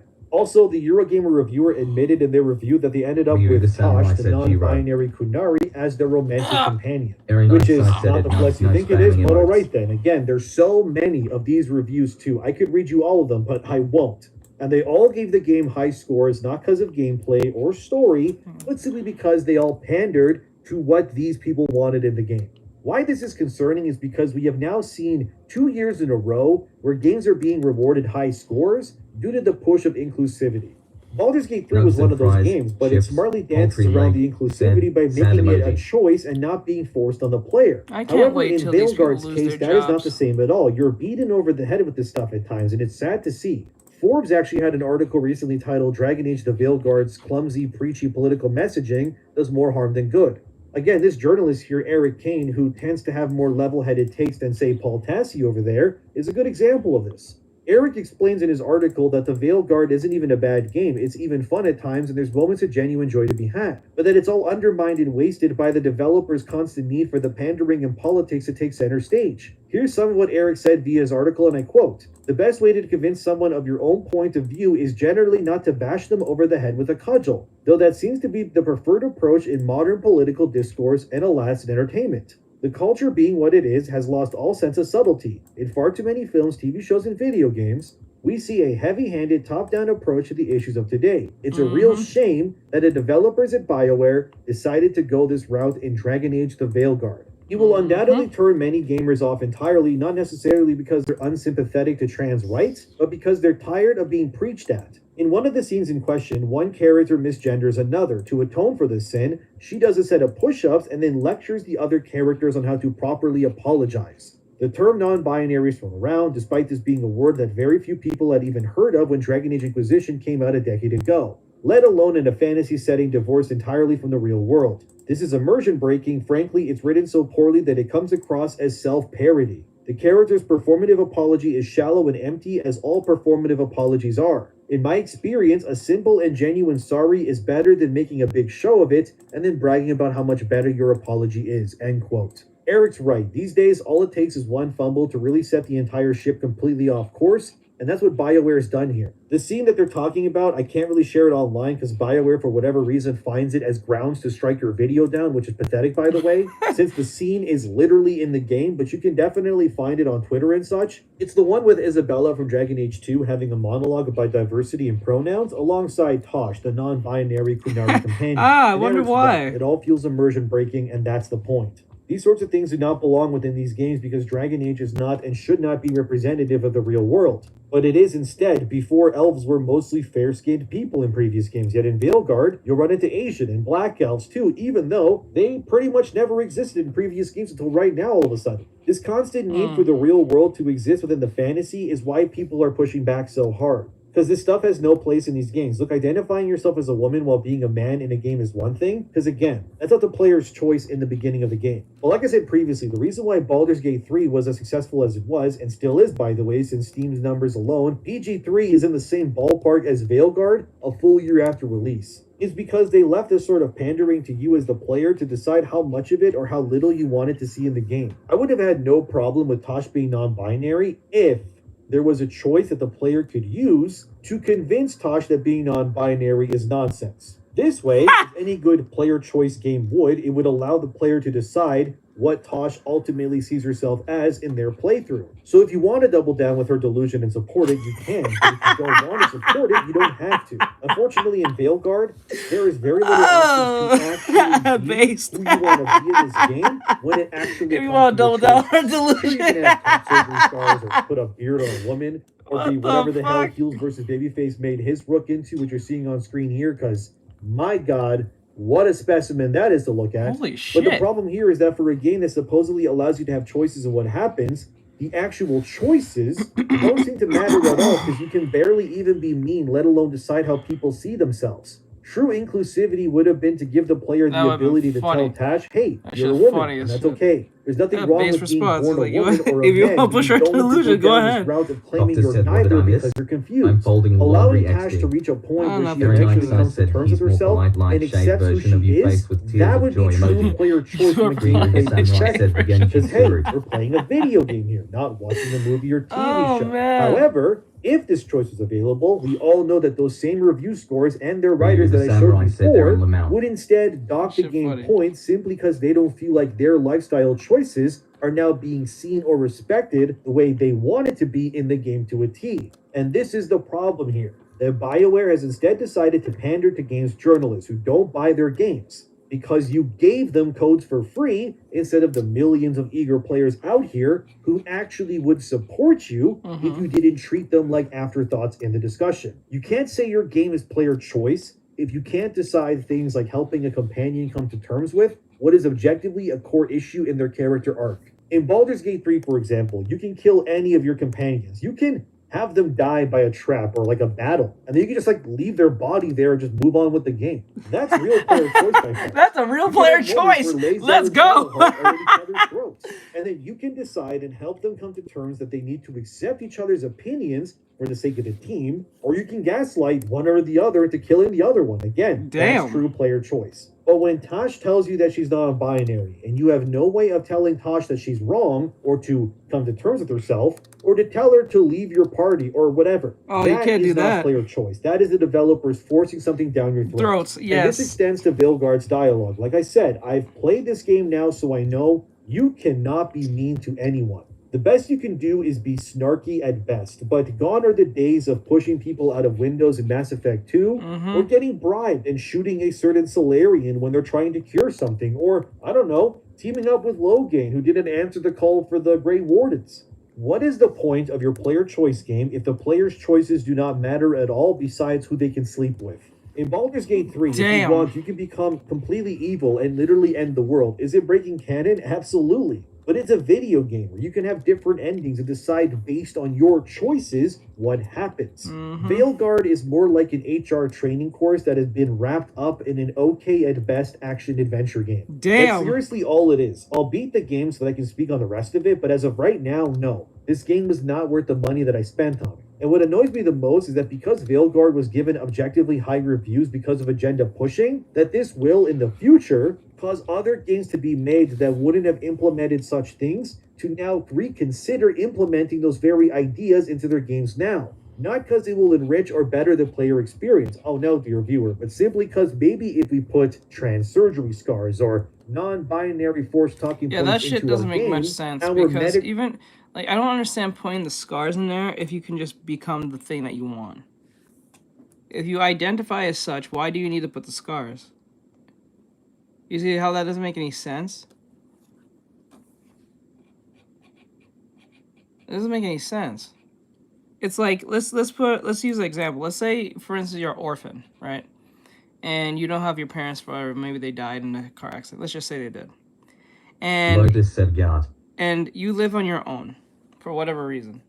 And you're playing a video game, right? When you Bill play Robert Lopez said, goodness gracious. when you play a Ryu video the game, Samurai said, kinda redundant. yeah, like when you play a game, like say let's use Fable. You say you're playing Fable 2, right? Where you can actually have a family, right? And instead Ryu of the playing Samurai the said, thing that keep you chat want, appropriate. you play as the Lotus said, thing that respectfully, caused God. problem. That you play as a character that doesn't have parents, but you want parents. So why the fuck are you playing as the one with no parents? You know what I'm saying? That it sounds like you're just trying to push an aesthetic now at this point. It doesn't sound like it's for a problem that you are so-called internally having. It's just like you're just reminding everyone and yourself that you're that thing that you claim you are. So if you claim that you're that thing, so if I'm a girl who identifies as a dude, why don't you just play as a dude character? Why are you playing the one with the scars? It doesn't really, because if you see yourself and actually truly see yourself as such, why play as the one with the scars? And what makes it even more funnier is like you're playing a game of an action fantasy where you can bring people back from the dead. I don't know if you can do that in this game, but I'm just saying it's magic. So you can make those scars actually go away. I'm pretty sure there's some magic that takes away scars, right? There's creams in our own world that can take away scars. So I'm pretty sure magic isn't that short of making that go away. Or there's some type of magic that makes you a woman to a man. I'm pretty sure that exists in a fantasy game. Somewhere down the line, or in a fantasy world, I'm just saying in general. I'm pretty sure that exists somewhere. So I don't see the point of putting the scars if you identify as the thing that you claim you are. Sound like an aesthetic to me. I'm just saying. But critic score will go higher than it maybe could have if we pander it's like if you play as if you're a black guy who identifies as a white guy and you have the chance to play a white guy in a video game, why would you play the black guy who has paint on his body? Said Konnichiwa 3. You see how stupid that sounds? He has white paint for his skin. You can see the paint, like it's a paint aesthetic. It's not like he's a black guy, he has black features, but he turns himself white.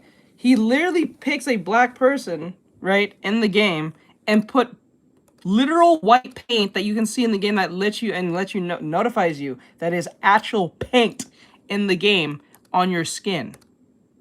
When you could just play as the white guy. See, that's insane. That doesn't make any sense. These reviewers instead. Yeah, whiteface. Just whiteface that. Now you're just an evil person now. I think you're evil at this point. Because if vice versa, like say I'm a black guy, if a white guy identifies. What did I come back to HHHHXD? Let's just say if a white guy identifies as a black guy, right? And he's playing a video game, shouldn't he just play as the black guy? Why is he playing as a white guy in blackface? Bro, what is this? What are we doing? What are we doing? What are we doing? Like, think that to yourself. Let that sink in. Dude identifies as something else. He has the opportunity to play as that thing in a video game. Refrains from playing that thing and play as something that represents the problem that he isn't. Thunder vibes. That is you're pretty much Downey Jr. at this point. You're RDJ at this point. You're RDJ. Let's just call it for what it is. Nanda? You're RDJ at this point. What are you saying, Nadia? Tungsten said draw her pregnant. Because that shit is wild to me. That shit is weird. That is a weird thing. Why would you put that in the game? Domicito said hi. That is so weird. Said a tungsten loudly crying face emoji made. Awards already almost unanimously only recognizes games that pander in some way already. Hogwarts Legacy got ignored last year because of J.K. Rowling, and I firmly expect Black Myth Wukong and Stellar Blade to be ignored come this year's awards too. I would be genuinely surprised if they got nominated for anything at all. But you can't tell me there's no agenda pushing here when the players aren't supporting this in a similar fashion to Inquisition. Oh no, Jeff Keighley and his punk-ass cronies will definitely be having this game in his reward show. And he's gonna give biggest impact to this game. That's what's gonna happen. Means like what, or what is it in Japanese? You that it's Meaning I am asking like what? Because what game are you explaining about? Oh, what do you call it? What's that game called? Dragon Age Veilguard. It makes no sense. It just defeats all the purpose to me. And it's kind of funny. But hey, people, different strokes, I guess. But I see that as an aesthetic at that point. I don't think it's more of a narcissism at that point now. Or a 5 out of 10 game at best. That the pandering is not rejectable based on player choice in a franchise that markets itself on the concept to begin with. And you can't tell me none of this is coincidence considering this keeps on happening time and again like this. Like, one user came out to expose that the German language in Veilguard is completely disrespected and butchered in order to make way for Californian dialect instead. I'll read you this. It's from the Steam forums of a user named MF Big who said, if you thought the English version was bad, look at what they did to the German version of this game. Yeah. So the English version uses inclusive language. It's kind of funny. I just find that funny. Compared to what they did to the German localized version of the game. In this forum post, the project manager... I can't even complain because I'm not playing the game. I'm not going to ever play this game. I know I'm never going to play this game. I have no I have no wanting to play this game. I have no reason to play this game. I was never a Dragon Age fan. Asks what type of game is Dragon Age? It's I think an RPG. It's an RPG type game. But I don't see myself Ryu playing the that. Samurai said RPG. So. For all localization brags about how he and his team applied fully gendered German language to the game, do. both in That's written and cool. spoken text. Free. What this means, let me explain. There is no singular they in German. So what the German localization team did was to use so-called neo-pronouns, pronouns that didn't really exist Neo-pronouns? until trans activists made them up. What are So now the game is full of neo-pronouns, hen, hem, and at the end of nouns there is an e attached. Imagine in English there's a guard, then with German gendering it'll be guard-e or guard-a. And if that wasn't enough, they're also using stuff like the gender star and the double point. You know what's funny? I'm pretty sure majority of these people who make up these pronouns don't do well in English. In English class, I bet you majority of them are not good at English class or math. Or said Neo is like Z/Z those. That shit is crazy. Like, I'm pretty sure majority of these people are not good at math or not. When I say math, I'm talking about algebra, calculus, and just basic English. I'm pretty sure. That's why they're trying to change it the way they want, because they can't do basic English. Example, if these were applied in English. Shit. Hen is a capable. That's why they want the Hispanics to change their gendered what do you call it, language or whatever the fuck. And a lot of Hispanics do not like that Latinx shit. They do not like that Latinx shit. They do not like that Latinx shit.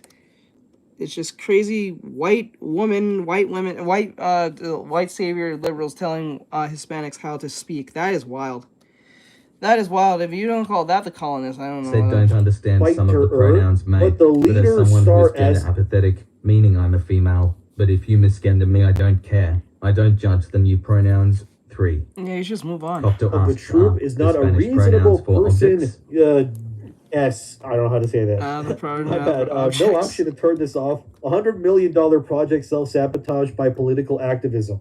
Reminder, the vast majority of German citizens are against this sort of language. There was zero need for it, but EA let it happen anyway. As a German, the worst part of this is that I have no hopes for Mass Effect 5 now. I struggle to pronounce those examples because, to be real with you, I have no idea how I'm supposed to say leader star S. Is it leader Liz? Leader S? I have no idea. Who don't want to it's be clear that none of this existed until mere years ago. Google it but it not proves the point that I'm making here. They're putting modern day stuff in a game that doesn't even know what the internet is or anything else. So every time you inject your current day into games that are very clearly not current day, it leads to a bad time. I haven't met Tash. It's a video. It's from Edemion. Yet in the game, but I'm keen to see if I can at least argue with her His name is or they Edemion. or whatever about their binariness. But so far, this is not the game that Dragon Age fans are looking for. I waited 10 years to beat Solus and ended up doing it in 20 minutes. And now I'm running Holy errands shit. with an Indian woman who has a peg leg Said, and an Asian elf girl who is a that makes living more sense embodiment now. of the sound 3. ooh-woo. You should have been able to play the Inquisitor in fucking this game. serious? And by the way, I can't even make my Inquisitor in this game faithfully either.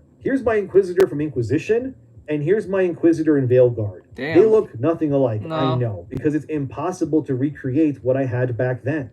There isn't even a base body option for Okay, male that makes more Inquisitor sense that is now. a white guy. It's either black or Asian guy only. So my Inquisitor is now Are you familiar slightly with him? Asian because Veilguard won't let me make him a white guy. And the game also auto-selects alright. female I need Inquisitor to when go you get now the for prompt, supper. which means BioWare Jenna. obviously Okay, believes later. that the female counterparts are always the canon versions.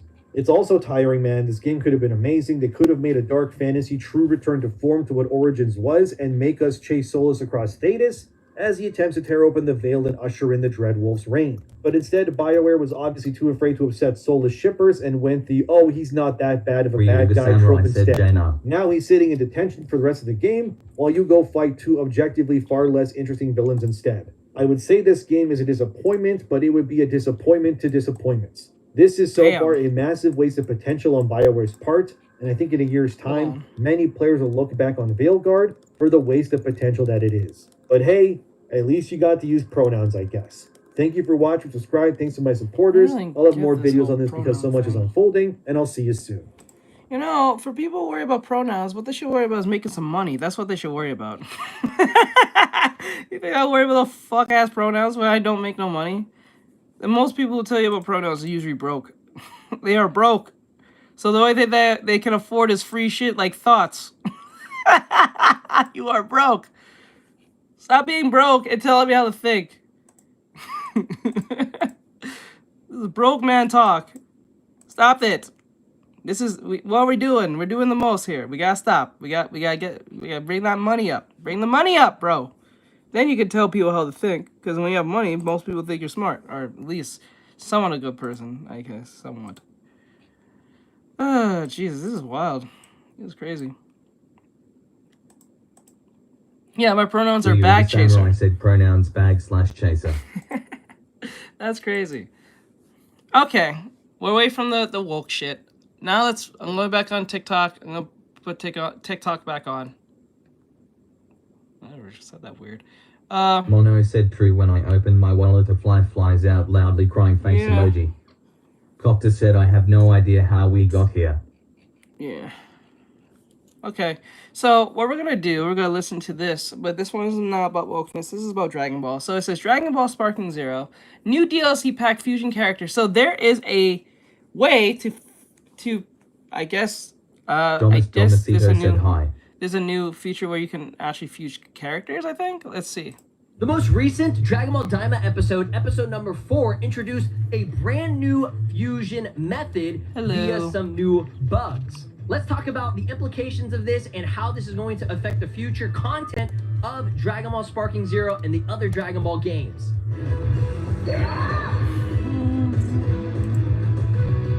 Alright, what is up? This is Slow Plays and I am back again with another Dragon Ball Sparking Zero DLC speculation and just Dragon Ball Daima video. Let's talk about this, man. Dragon Ball Daima so far has been amazing. We're only 4 episodes in and I have been very, very much enjoying it a lot. Hopefully y'all are too. This last episode revealed some pretty crazy stuff, all right? It's not that crazy, but you know, stuff that's getting me really, really excited for the future of this series. The foreshadowing is definitely there, okay? I'm sure for those of you that did watch it, if you haven't watched it, go watch it before you actually watch this video in case of, any spoilers, if that's gonna be a big deal. None of this is confirmed. Again, it's all speculation, but we might be seeing a brand new fusion coming to Dragon Ball, okay? I don't exactly know what characters will fuse, who's gonna fuse, or if they'll even use this. Like I said, it's all speculation. This could likely just be like, oh, we'll tease you, and then maybe we might not use it until much later on or whatever. But I'm pretty confident that these will be used. Fusions are very, very popular. And the merch and content, whether it be Dokkan Legends, Xenoverse 2, Kakarot, all these games, okay? We have like a million Dragon Ball games. You already know they're going to try to push for as much, you know, sales as possible for the content and capitalize on the popularity. Thank you for the likes, guys. I do appreciate it. Hey, Susanna. Oh, I forgot. Are kind of like the biggest thing that they could do, right? Other than like a new transformation for Goku or something like that, fusions are going to be like huge, right? So as you guys know, DLC Pack 2 got confirmed to include Glorio and Mini Vegeta. So we already have Mini Goku. He's the pre-order bonus and stuff. Again, there's a lot of other characters that we're going to be seeing, and the fact that there are 2 DLC packs out of the 3 that are confirmed for the first season of Sparking Zero's DLC, that just goes to show that there, like I said, there's going to be a lot of new characters and potential new fusions or whatever, okay? So I want to talk about this real quick because this is what got revealed in that 4th episode, right? Again, if you haven't seen it, you can just, you know, click off this video and go watch it to understand it. If you don't care, you don't even really want to watch it or whatever, which, again, I'd highly advise you guys to watch Dragon Ball Daima. It's fire. It's very, very enjoyable, okay? Basically, this new, like, bug concept came into fruition in this, and they kind of explained, I mean, they went into a pretty decent explanation for this, so that's why it's like, why would they explain this, show this, if they're not going to really use it in the future, right? So one of the demons, this demon woman who works at this, I guess it was like a restaurant / store kind of thing. She calls them Medibugs or Meaty Bugs. I think it's Medibugs, okay? So the one that Goku has in his hand is like a little orangish red colored one. You'll see it down here in the corner, up here in the top left. It looks like an ant. Those are stamina bugs, okay? I don't know what the exact specific name of it was, but basically, it's kind of like a senzu bean. If you're like weak or low on stamina, you eat it. You eat these bugs in order to activate the, you know, effect of it, and it gives you I guess, you know, restored stamina. So it's kind of like a sensu bean. That's what Goku references. He's like, oh yeah, it's like a sensu bean. Now, the one that was really interesting that got Twitter and the whole internet talking yesterday was the little green ones. Okay, the little green ones, they're called join bugs. And it shows a picture here, like an actual like representation of what it will do. It shows 3 life forms, characters, people, 3 people merging together to form an even more powerful singular being. So it's basically fusion. So this is a brand new fusion method being introduced in this series. I honestly did not expect them to do this, and I'm really hoping that they will utilize it. Again, no confirmation yet, but let's be real. Okay, let's be real. Everybody was talking about this. Why would they introduce this if there's not going to be some type of brand new fusion? Now, it's interesting because she does specify that if you feed the halves to 2 people, it might be. They can fuse for a while, making them stronger. So it's a temporary fusion, just like Fusion Dance and even Katara. There was some weird shit with Katara in this that got retconned again. They might take that idea that the, I guess, from that insides 2014 game. Boo, some type of like, was it 2014 or 2016? Or 2016. Whatever it was, the stomach acid of Boo could also cause a Katara fusion to, you know, split apart. But in Dragon Ball Super, they said if you're not a Kai, then it only lasts an hour, kind of similar to Fusion Dance, which I think was 30 minutes, if I'm not mistaken. So again, this has been temporary. So this is just another temporary fusion, which makes sense. They probably at this point in time were like, all right, we don't need to do permanent fusions anymore. Oh yeah, I was. I mean, is didn't it let me know. Wait, hold up. Didn't Supreme Kai and his assistant fuse once, and they stood, and they was forever stuck like that? What happened to that? Did they just defuse? What happened to that? Did anyone explain that?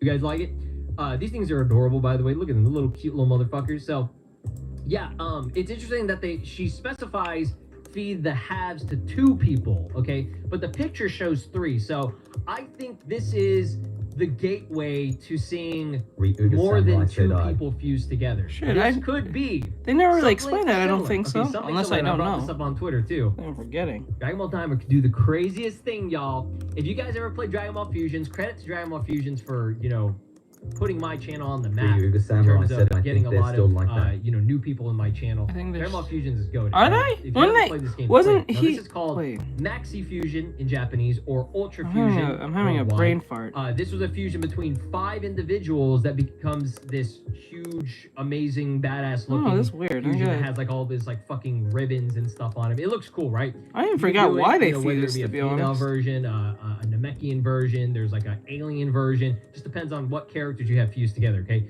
This one, in a sense, would be a hybrid Saiyan or just a Saiyan type fusion, right? So this could be something similar to it. Now, what is the limit? I don't know, okay? As far as we know, 3 people, you know, maximum so far from what the image shows is what we might be seeing. Like, imagine if we got a fusion between Vegeta, Goku, and fucking Piccolo, dog. Like, what would you call that? Veggie Kaloku? Like, what is that? Is so mean. Dog? Now, I don't know if it's gonna get that crazy, but this got me so excited. Veggie Just the bug concept in general got me super hyped because Goku says, "Wow, that's a fusion." He says that in response. Yes, I agree. He asks Glorio, "Could you buy some of these bugs?" And he actually has some. So Goku has these in his possession right now. As you can see, he's got 2 of the fusion, I guess, merge join bugs. You have one of the stamina one. You have this one that looks like a little grub. I don't exactly know what the fuck that one does. You have one of them that is like a purple. It's like purple and it's like wrapped up. And this one right here is like pink and it has like a harder, like spiky, almost like a star-shaped comet look design. And then we have one that looks like yo, bro, that's crazy. Like a diamond, okay? As you can see, this is what they look like. One of them allegedly, I think it like makes your skin like silky smooth. So shout out to Bulma. She's probably gonna buy their entire stock of that. But yeah, this got me so hyped, guys. Like this new concept of the bugs thing. So far, probably the most hyped part, other than just like the really cool fight scenes and stuff. But yeah, I think that we're gonna be getting some type of new fusion. And I asked y'all on Twitter. I said if we do get some type of new Goku and Vegeta fusion, this would be the 3rd version of Goku and Vegeta, if that's the case, right? We already have Gogeta, we already have Vegito, and now we're going to be causing a whole new debate with if this one's going to be good or not, right? But again, it's speculation. I don't even know if they're going to, you know, do Goku and Vegeta. Maybe they do Goku and Glorio, or maybe they do Piccolo and Supreme Kai. I don't fucking know. It could be anything, right? And again, it could be more than 2 characters too. So what would the name be? This is just for fun, just to see what people have to say. So shout out to my boy Litos. He already said what everybody was. I mean, at least what I was thinking.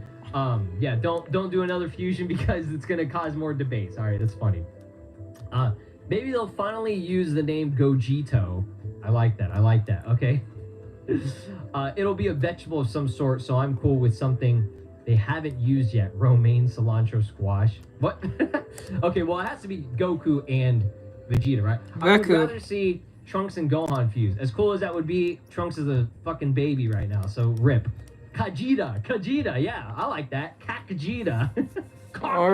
Or what they can do is just do a fusion between Broly and canon, right? So maybe Gogeta. Broly and Does Bro know? Does Bro know? Maybe Gogeta 2.0. Okay, I think this is a bot. I'm not gonna lie.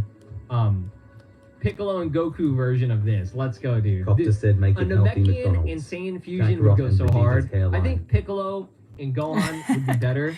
What was it? It was Kalohan? I can't remember. The one in Dragon Ball Fusions, they literally had an official fusion of Gohan and Piccolo. This is how we can get a 3-way fusion between Goku, Vegeta, Broly, or Gohan. Dog. We need at least a Goku and Gohan fusion first before they start throwing Gohan in the mix, right? But hey, no, I think what they're gonna do is have like Broly and Gohan fuse, or what they'll do is have the main 3. They're gonna have Broly, Vegeta, and Goku could be used in the future. Maybe if they we need to do a triple fusion. Maybe Goku actually has some of these bugs still. Okay, as far as I know, Daima's taken place, you know, after the Buu saga, but maybe that's just like a completely different continuity. Again, this timeline with Dragon Ball is so damn confusing now. We have GT, Daima, and Dragon Ball Super, which all follow after Dragon Ball Z's Buu saga, right? Goketa, Gojili, Vekuli, Brojiku. Oh, you can just say Veku. My head, it hurts. Yeah, Dragon Ball Fusions. It's like they're trying to bring this concept into fruition, which is awesome. Okay, yeah, his name was Kalohan. If you guys didn't play Dragon Ball Fusion, they actually did fusion between Beerus and Goku. Sometimes this type of thing should be left alone because it's going to cost too much headache. EX Gogeta. Yeah, this is the one that kind of might be like a design that we might see. Like maybe we'll actually see a version that has Vegeta's armor Roku. On top. I could see Broku, like between Goku and outfit, Broly. Right? The design they would obviously. But what would that name make if it's like Broly? Or maybe they just do Gogeta. I wonder if what it would make between I guess it would probably be more like Goku or Vegeta. Fusion Dance creates a brand new like vest and costume, while the Fusion like Potara, or I'm assuming this Join Bug, will probably get traits from both of them. Maybe. Again, all speculation. Not exactly sure how they're gonna do it. Right. We're gonna get Supreme Gokai and Vegicalo, dude. Vegicalo. That'd be so cool. I mean, Goku bought 2 of those join bugs, so maybe we see multiple fusions, dude. This is the best part about a new anime series. That gets me so hyped, okay? Because YouTube channel that I watch. The speculation, for real, the same guy, and just fun discussions that we're gonna be having on this series, it's gonna go crazy, right? So. Imagine, comment down below. Or the name. Goku and Vegeta, some type of new Goku and Vegeta fusion, which I think is pretty inevitable at this point. Most popular characters, Gogeta and Vegito, sell like motherfuckers, so obviously they're gonna try to do probably some new version of Goku and Vegeta fused together. I'm just saying, y'all, right? He's got 2 bugs, so maybe we see another version. Maybe we'll see Supreme Kai and Piccolo fused. Oh man, Akira Toriyama's dead. He can't do nothing. Both like God. Roku. I know Namekian isn't, but like, you know, he's got Kami fused with him, so it's like, do you count that? I don't fucking know. I don't even know. I'm not even gonna get into that. But you know what I mean? A Namekian and a Kai fusion actually sounds like it would be pretty fire. They both got pointy ears, right? So we need this might sound fucked up, but like we need to merge both Piccolo and my boy Pycon. That's who we need. It was just Piccolo adjacent. That's all it was. That's all that was. That's what Pycon was. He was just Piccolo replacement for the moment because he was in Otherworld. That's it. He looked and dressed exactly like Piccolo to a certain degree. Like, come on, bro. You can't tell me. Like, we gotta bring my boy Pycon into the game. Bring Pycon into the game. I know he's not in the Daima. I'm pretty sure he's not in Daima. But, like, I'm just saying, like, it would be funny if they did a fusion between Pycon and Piccolo. The samurai said Piccolo. Piccolo. Piccolo. Let's go. Let's go, my dude. Let's go. That would be funny.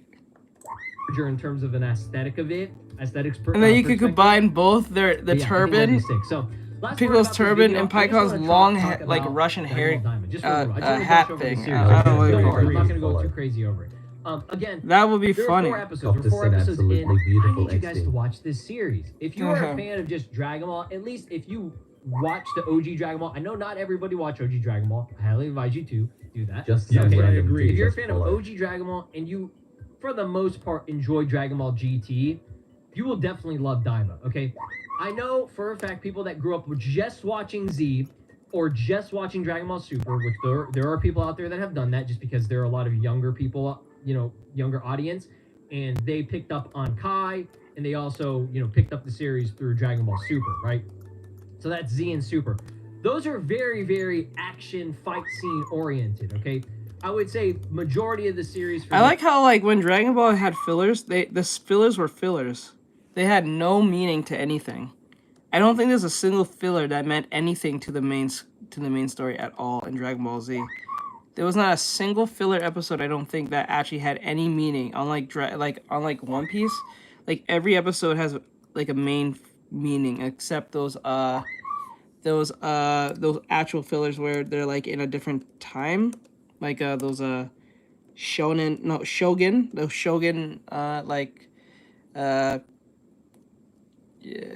when they're in Japanese time, not the Wano arc. It's those what do you call it, when they're just doing those Japanese what's the right word I can say, Shogun or Sengoku like time era when they was doing that shit way before they went to Wano. That was the real filler. But any episode that happened in One Piece, that was actually a main thing, because what you consider a filler within the timeline of that would be important 20 or 30 episodes later, or probably like a arc later. So that's the beauty of One Piece. You don't really miss any. Well, you can miss something if you don't watch it. So yeah, the time period stuff. Those are just more of a real filler. They had no real meaning. The only one that actually had a meaning that was like a time period was, I guess, which I think was kind of a useless episode, but I guess it was just to give some type of filler backstory to someone. It was Zoro's great grandfather. That Thomas one episode. Hilbert said, "Damn, bro, I love art. What is this? Sorry, I just joined." I'm just doing anatomy studies. So like that one episode was like, I wouldn't say it was useless. It was just not really necessary, but it just kind of gave you context on why the sword chose, or at least was very close with Zoro at the time. So it kind of made sense. So the episode that he fought that dude from back in Thriller Bark had reason. It had more reason back once they went to Wano. So that was kind of cool. So there's not like a waste of an episode, really. Every episode connects in some way or some shape or form, whether it's significant or small. Those two have just more fighting, right? Now Daima's more exploration, little bit. It's not as crazy in terms of fight scenes. Now, when the fight scenes take place, which there are some, like this bar fight scene that we had with Glorio and Goku, it was fire as fuck. Last episode, for episode 4, also had a really cool fight scene. Just seeing Kid Goku, a younger version of Goku, fighting with the power pole again, it's like that fucking Ratatouille meme or whatever it was. The guy who's like, oh my god, he like took a bite of the food and he like went back to the past. You know what I mean? Like, that's what it felt like, man. You felt like you're back in OG Dragon Ball and even some GT related stuff, right? Which makes sense because those had a younger version of Goku, okay?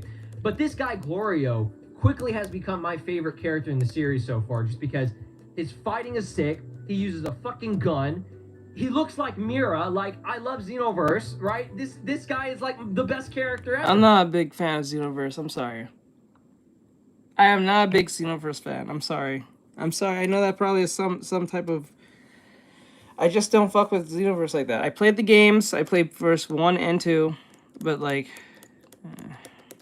Legged Hobby said, God, I still can't draw girls.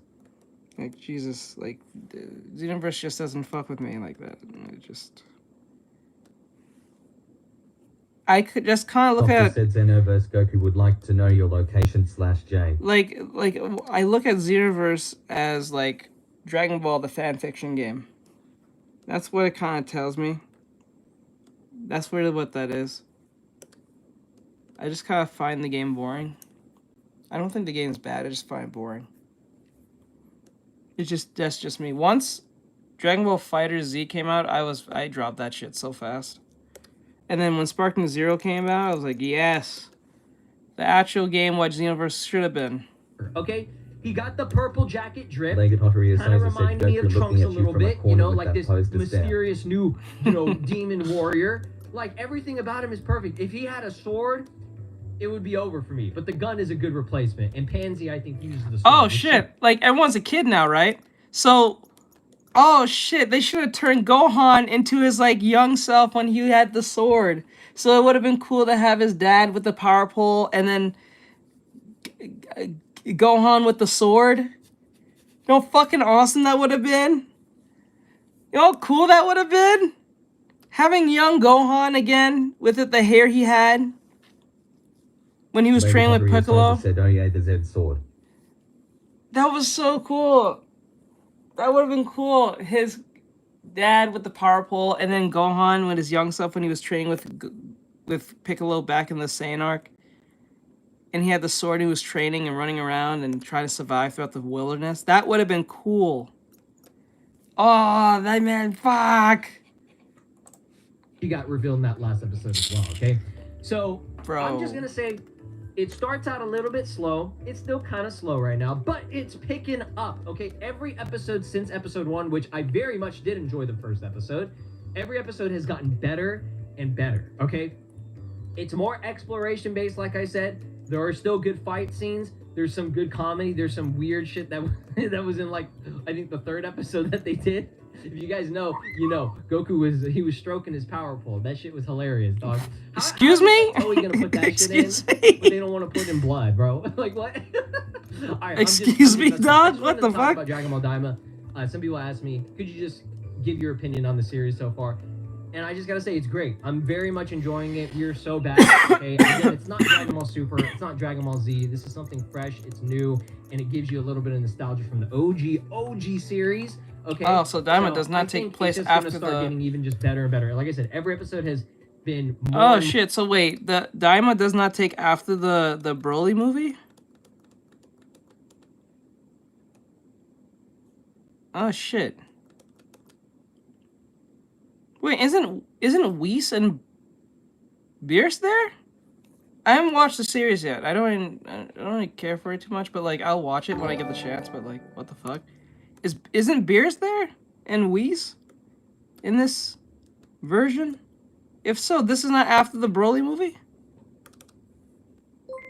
or at least the Dragon Ball superheroes thing. This is like right after the Buu saga, again. That don't make sense.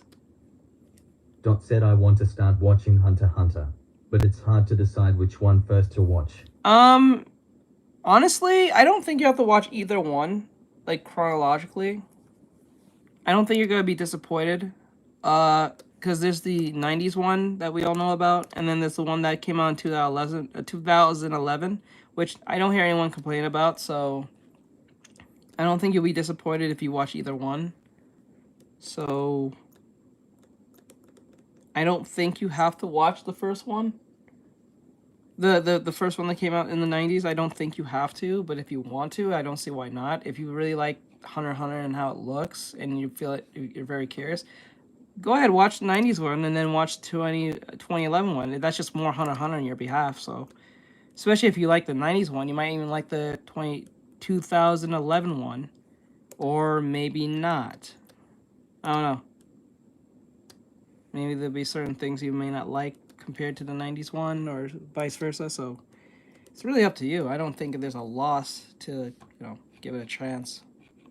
I don't think so. So I would give it a chance. More fun, more and more exciting, and as and the then plot... read manga and experience it 3 times sounds boring, haha. Should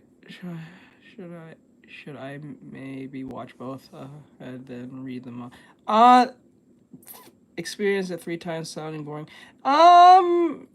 I never read the manga, but I heard people love the manga. So if you read the manga, go ahead and then watch the 90s version, and then you can compare and contrast how much of a difference it is or how much similar it is, and then you can see the 2011 one, but that's up to you though. It thickens, right? It's going to get really crazy.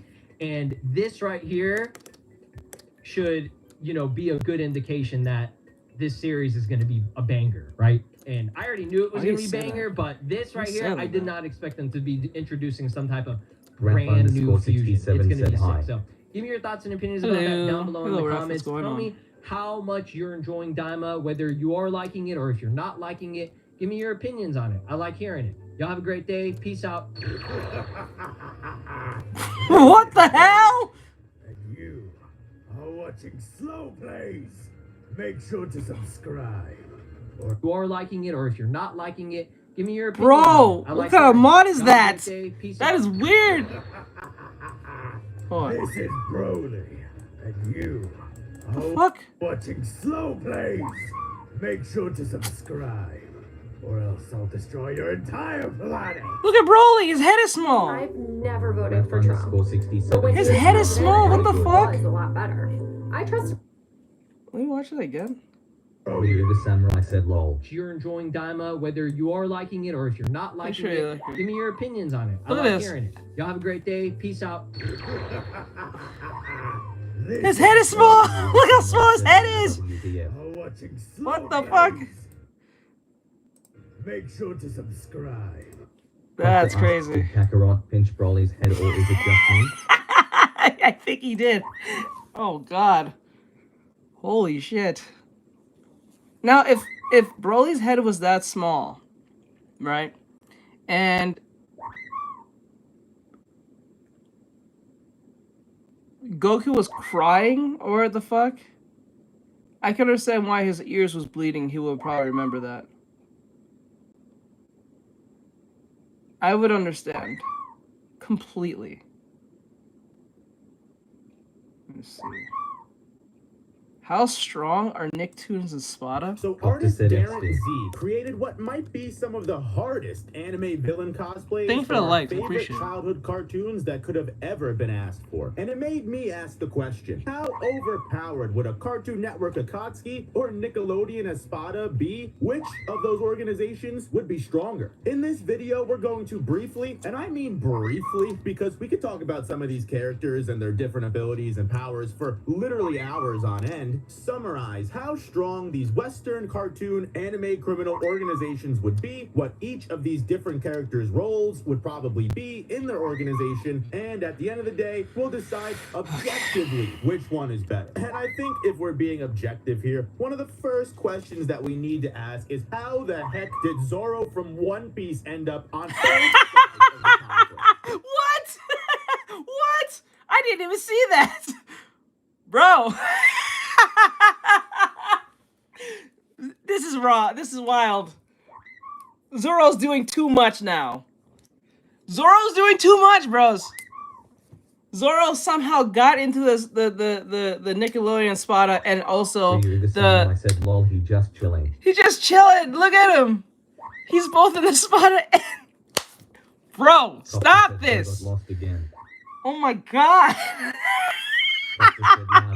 Face emojis or That's crazy. crazy! This man's sense of direction is so bad, Zoro somehow split himself into different timelines that will now have to fight each other in fully bloodlusted combat. Timelines that will now have is how the heck did Zoro from One Piece end up on both sides of the conflict? This man's sense of direction is so bad, Zoro somehow split himself into different timelines that will now have to fight each other crazy. in fully bloodlusted combat, which, to be fair, makes it pretty easy just to skip past him since he'll just cancel himself out in a group battle. Let's discuss the Nickelodeon Espada first, and let me try my best at Zoro, you're doing the most, bro. Number 10 doing too much. Now, it's pretty obvious looking at this picture that Tommy Pickles, of all people, would be Espada number 9, the weakest one. I don't think I should even have to explain why that is and why an infant that isn't even potty trained is the weakest Espada in a group of criminals. Not exactly sure how he even met the recruitment qualifications, if there are any. At best, Tommy can just stay back in like the lab and maybe invent or stuff like that. Listen, whatever job you give him, I'm sure Tommy will do it well. A baby's gotta do what a baby's gotta do, right? But I would hope they do not put this child out on the battlefield anytime soon. Okay, so while editing, I actually found this video of Tommy Pickles parting the Red Sea. So, you know, do with that what you will. Espada 8 through 7, sharing 2 numbers between them, is gonna be the Teenage Mutant Ninja Turtles. Apparently, Nickelodeon bought the rights and made their own series, which I didn't even know about. But it's obvious that these Ninja Turtles still kick. How did you not know this? How the fuck did you not know this? Like Nick, we call it Nickelodeon. Nickelodeon made the live action movie. How do you not know this? Everyone knows this. That was like back in 2011, I believe. 2011? I think it was 2011? 2012? 2012? 2013? I think 2012. 2013, I think. Shit, how do you not know that? The fuck? Like, even if you did know that, like, it said Nickelodeon on the fucking... I don't know. Right? All 4 of them are combat masters, fluid in all forms of violence like ninja weaponry, martial arts. You've got the leader, Leonardo. Maybe he's just Espada 7 himself and the other 3 can share number 8. He's a swordsman, real chill guy. Raphael's the hard ass. He uses 2 daggers. Sometimes he betrays the turtles in certain iterations of the story, but we forgive him for that every single time. Donatello, he's the smart one, can just hack into anything he wants back in a time when the average person had literally no idea what hacking was and just pictured doing it as like the fucking Matrix screensaver or something. And last but not least, you've got Michelangelo, the funny guy with the nunchucks who talks about pizza all the time. I'm pretty sure they can like regenerate over time. Roses and roses, baby. And in some versions of the show, they Thank you. Roses, baby. Much better choice of a roses and roses, baby. Better than Tommy. It's just roses and roses, baby. It just annoys now at this point. Roses and roses, baby. I'll let that play. Roses and roses, baby. Face emoji. Roses and roses, baby. Roses and roses, baby. Roses and roses, baby. Those are just follow. Roses and roses, baby. Roses and roses, baby. Roses and roses, baby. Dr. Sid XD, what is this triple H? Roses and roses, baby. It's a gift. Baby. Roses and roses, so there's baby. a sound effect that comes with the gift. Roses and roses, baby. So that's what we do. Roses and roses, baby. Let's see. Roses and roses, baby. We sent 31 of them. So roses and roses, baby. 31 times. Roses and roses, baby. They said a gift. Roses and roses, TikTok. baby. So those gifts are money. Roses and it's roses, pretty much baby. donations with a sound effect. Roses and roses, baby. Roses and roses, baby. Whoops. Roses and roses, baby. Roses and roses, baby. Roses and roses, baby. So he sent roses. Roses and roses, baby. Okay, that's dead. All right, back to who's doing. Pickles of all people, but you know what? I'm not the one who called the shots here, so let's just move on. Skipping right up to Espada number 6, we would probably put Avatar Aang. I would probably say he's a little bit more powerful than 4 Ninja Turtles. Some of the crazy things that he's able to do by the end of the series. The Avatar is one able to control all the elements of water, air, fire, and earth. And also, if you believe in the offshooting bending styles, Aang also bends lava and metal. So not only is the Avatar able to call probably upon lightning different elements to defeat his enemies, he can also access the legendary Avatar state. And we've literally watched Aang basically demolish whole entire armies and entire war forces. There you go. @event_format.tts.rich_message.attachment. Congrats, thank you, I appreciate it. Thank you. Fought Firelord Ozai, the dude who, must I remind you, was literally just single-handedly burning down entire forests during Sozin's Comet. The Avatar managed to defeat the Firelord not just by killing him. Oh, no. He took the hard way on this one. He chose the pacifist route and stole the Firelord's bending with chi manipulation, which reveals Aang's biggest flaw if he was ever in a criminal organization, which is that he refuses to take lives no matter how much they're against him or even if they're trying to kill him, which would definitely backfire, as it backfired on him multiple times in not just his own series, but his sequel series as well. Surprisingly, and don't crucify me for this, I think Zoro would only come in at Espada number 5 or something. Let me tell you why before you start jumping me in the comments. What? Zoro is strong. One Piece has high scaling, I won't deny that. But all these other characters are so fucking ridiculous. Let's just move right past it and get into the person that I gave Espada number 4, XJ9, otherwise known as Jenny fucking Wakeman. So you're telling me that the ranking of Zoro, who's number 5, is under Jenny as number 4? Are you serious? Bro, this dude cut through metal and steel. What the fuck? Dude cut a whole like tornado in half, I think, or some shit. What is happening? The fuck? We're just gonna ignore that part? Okay. Something. Is Rorona Zoro immune to heat-seeking lasers? Able to fight in space without any oxygen required? Jenny What about being Solos. able to survive full-on decapitation with the ability to just put yourself back together afterwards? I am sorry, but even if Zoro started to fight people for higher spots in the Espada, I really don't think the ability to just put yourself back together afterwards. I am sorry, but even if Zoro started to fight people for higher spots in the Espada, I really don't think he would get that far. Unless this man like pops out Jenny's battery or something, electrocuting Jenny or throwing her into water, grabbing her head and like taking it and running away far enough that her body can't reattach it. Otherwise, Zoro is cooked. Figuratively and literally, this girl's got a heat ray. She can turn her body into like a spider-armed swordsman at the flick of a wrist. Did you not watch him fight fucking what's his name? Kaido? He helped fight Kaido. Talking about? I don't know about this. Or launch catastrophic, probably nuclear-level missiles. I have never once heard Jenny Wakeman complain about ammo, so I have to assume she has an unlimited resource of lasers, bullets, and whatever else she happens to have inside the pocket dimension that is her robot body. She can hack into any electronic because she is the fucking internet. She would also just be able to, like, Google... If Donald Trump becomes president again, lives will be lost. I trust Kamala Harris to stop a national abortion ban.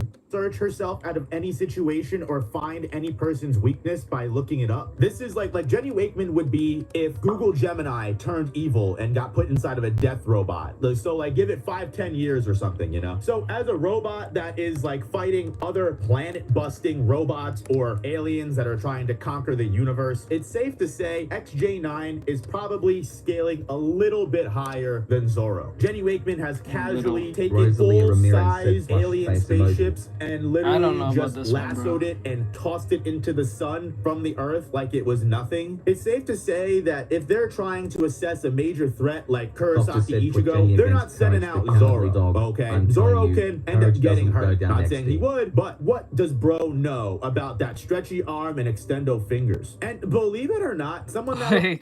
Jenny against Courage the Cowardly Dog. I'm telling you, Courage doesn't doesn't go down. Could also be placing higher than Zoro, and landing in the Espada number 3 spot would be Jimmy Neutron Boy Genius. Jimmy would definitely be one of those glass cannon type characters, like one of those video game bosses when you fight them, they're behind a glass screen and they just throw mobs at you endlessly until they die. But it's not his physical strength that puts him in Espada number 3.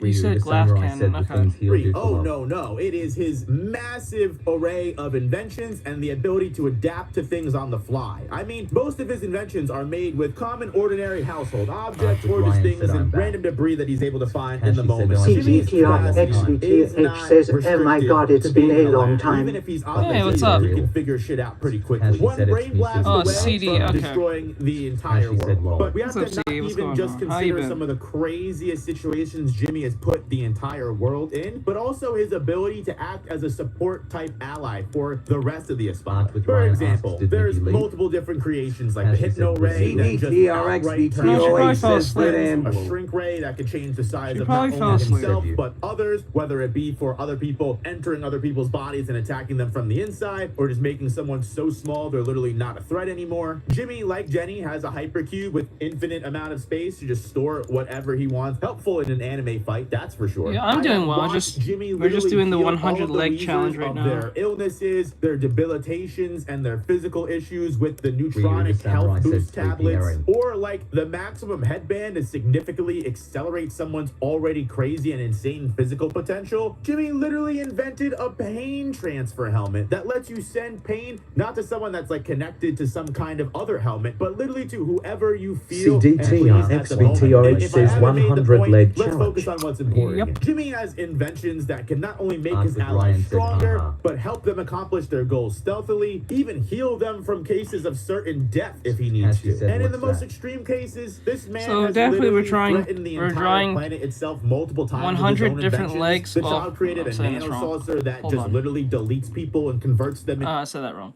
So, even though I said 100 leg challenge, what that means is we're drawing 100 legs, which we already passed the 100 leg mark. What I actually meant to say was we're drawing 100 poses that is very leg focused. So anything that incorporates legs, where legs are the forefront or really like a big part of the pose. I don't have to draw the whole body if I don't have to, but sometimes I draw the whole body because sometimes context is needed based on how the legs are being positioned. So that's why I will draw the full body if I have to. If I don't have to, I don't draw the whole body if I don't have to. Why did I say that twice? Anyway, the point is that we're drawing several legs. With tears of joy that's up to 100 poses. So technically it's 200 legs. Copter said Vegeta's bingo dances or legs, my friend, pensive face emoji, pinched fingers emoji. We already passed the 100 legs already. We're very close to the end. So I'm just trying to work my way through. Into data. CDTRXVTOH says, okay, it's practice, just so I might do this one day. And that's a major disadvantage for the should. Everyone should. Number 2, who is supposed to be the true king of Hueco Mundo, Danny Phantom. He might be the only one on the list that has fought a ghost that's actually able to split the entire universe in two, separating the ghost and human realms with their sword. You heard me. A fucking ghost named Fright Night ripped the actual physical realm itself into separate universes that entirely all have their own alternate timelines and multiverses, which, if I need to spell it out for you, makes Danny Phantom fucking universal, baby. By the end of the series, Danny is manipulating ice and potentially the weather of the planet itself, mastering his insanely debilitating ghostly whale ability, firing different exoplasmic beams and blasts that literally just fucking vaporize people. And let's not forget, this man's a ghost. He can turn invisible and intangible, possess other people, you name it. But also, just like Jimmy, Danny has access to a bunch of crazy convenient gadgets for ghost hunting and just battle in general, thanks to his parents' Fenton technology. And their greatest invention, the ectoskeleton, is a 100 times multiplier buff to Danny's already universal buff. Okay, Vegeta Bingo Dance we've still got two more motherfucking my friend. Left, I have not heard Danny Phantom's name in a long time. What are you listening or watching? The entire video, but I need to have you guys hear we're listening to some random video just for fun. Espada number 1, replacing I'm not even doing a reaction, this is just listening. From Fairly Odd Parents. First of all, Timmy is one of the first characters in the video to benefit from something called Toon Force to its fullest effects. What is Toon Force, you ask? Oh, my sweet, sweet summer child. Allow me to explain this to you now, because you're probably going to be hearing it a lot going forward. Toon Force is defined as the ability of a character manipulating reality or bypassing the physical laws of nature in order to achieve impossible feats for comedic effects. Things like a character getting obliterated into pure dust by an explosion and just returning to normal completely afterwards, being completely flattened by a rock and popping back up. But Toon Force can also refer to characters just breaking or acknowledging the fourth wall in general, and in extreme circumstances. So basically, we'll be talking about some extreme circumstances. These characters will even alter the story entirely to suit them or others. Think Deadpool, but like on copious amounts of steroids. Now, Timmy Turner isn't the hugest practitioner of Toon Force. That being said, the kid survived having his entire head crushed, has dimensional-sized pockets able to hide things in there with no restriction on size. Done the little weird thing where they run in place in the air until they realize they're falling and then drop. But most impressively, melted snow from pure anger and also spontaneously combusted from said anger. All of this just really makes Timmy essentially impossible to kill in an actual anime fight, but that's not what makes him rank above someone like Danny or Zoro. Do not underestimate this 10-year-old child. We have literally seen Timmy perform insane acrobatics and also strategize in like kind of real-time battle fights, like by taking advantage of his opponent's weak points or just tricking them into falling prey into his already set up traps. Combining all of that with the endless possibilities that Timmy's fairies Cosmo and Wanda offer him, it's a lethal trio we have here. The kind of wishes that Timmy Turner can make, this type of shit makes people go crazy with this whole power scaling shit. And how bloodlusted he is, which is funny to say. Timmy's been known to make wishes with swords, bows, and arrows, even things like heat vision. His fairyversary gifts alone are like an insanely OP arsenal of weapons. You've got the mirror that reflects all incoming attacks, Cupid's bow and arrow for making people fall in love and de-aggroing them, dumbass glasses that no one can tell who you are in. Timmy has at one point wished all life away on Earth. Meaning any enemy he truly just wants to delete from life can just go poof, as long as it's like an inadvertent wish, like I send you billions of years away or into the future or into the past, or casually just wiped stars from the galaxy, even opening black holes with their fairy magic, that which, by the way, is, from what I have to imagine, endless as long as they're able to maintain their connection to the fairy world, which is a separate dimension and realm entirely. So just the average anime character is not going to be able to accomplish trans-dimensional travel until like the highest tiers. I mean, Cosmo and Wanda basically just casually create pocket dimensions in their own fishbowl, and that's just full-on spatial manipulation. There was that one special where they were fast-forwarding and rewinding and pausing time, so put that on the list. I'm pretty sure there was an episode where they accidentally changed the timelines by interfering with like fictional books, and they also went into the internet and TV and started messing with the real world that way. They're just able to bend reality to their whim. Put Timmy in a fight against an Akatsuki member. What stops Timmy from going, yeah, I wish this guy's power didn't work, or I wish my friend was fully healed and back to life, you know, or like I wish I was 5,000 times stronger than this guy and this guy was 5,000 times weaker than me. I need you to understand, Jimmy Neutron made it to the top 3 because all of the possibilities his inventions granted to him, and not just him but his allies. Imagine the kinds of buffs and debuffs that can come when all you got to do is wish for it. Again, you don't have to make it. Not that waiting for Jimmy to make his inventions matters. I mean, at a certain point past Zoro, I'm pretty sure all of these characters qualify for being faster than light anyway, believe it or not. But Jimmy doesn't even need to verbally wish for things. He can shoot his fairies a look and they can catch what he's picking up and immediately just wish for it. Or because they just have minds of their own, they want to help Timmy to the best of their ability. So like they can just wish for things on their own or create things on their own if Timmy's not either one, fast enough to think of it himself or smart enough to think of it himself. Espada Timmy Turner was what that one rapper designer was talking about when he wrote that song that was popular like 10 years ago. That was 10 years ago? And I think at this point, it's time to just... That Timmy Turner song was 10 years ago? Are you fucking serious? Oh god, I feel fucking old now. Just get through a spot of number 0. I hope that's Let's just get through it. SpongeBob SquarePants. Everything I just said about Timmy Turner, give that to SpongeBob SquarePants. He can definitely match Isn't that. he 0? This block of sponge is just frankly immortal from all the wish for things. He can shoot his fairies a look, and they get that song that was popular like 10 years ago. Said, dang that aged man.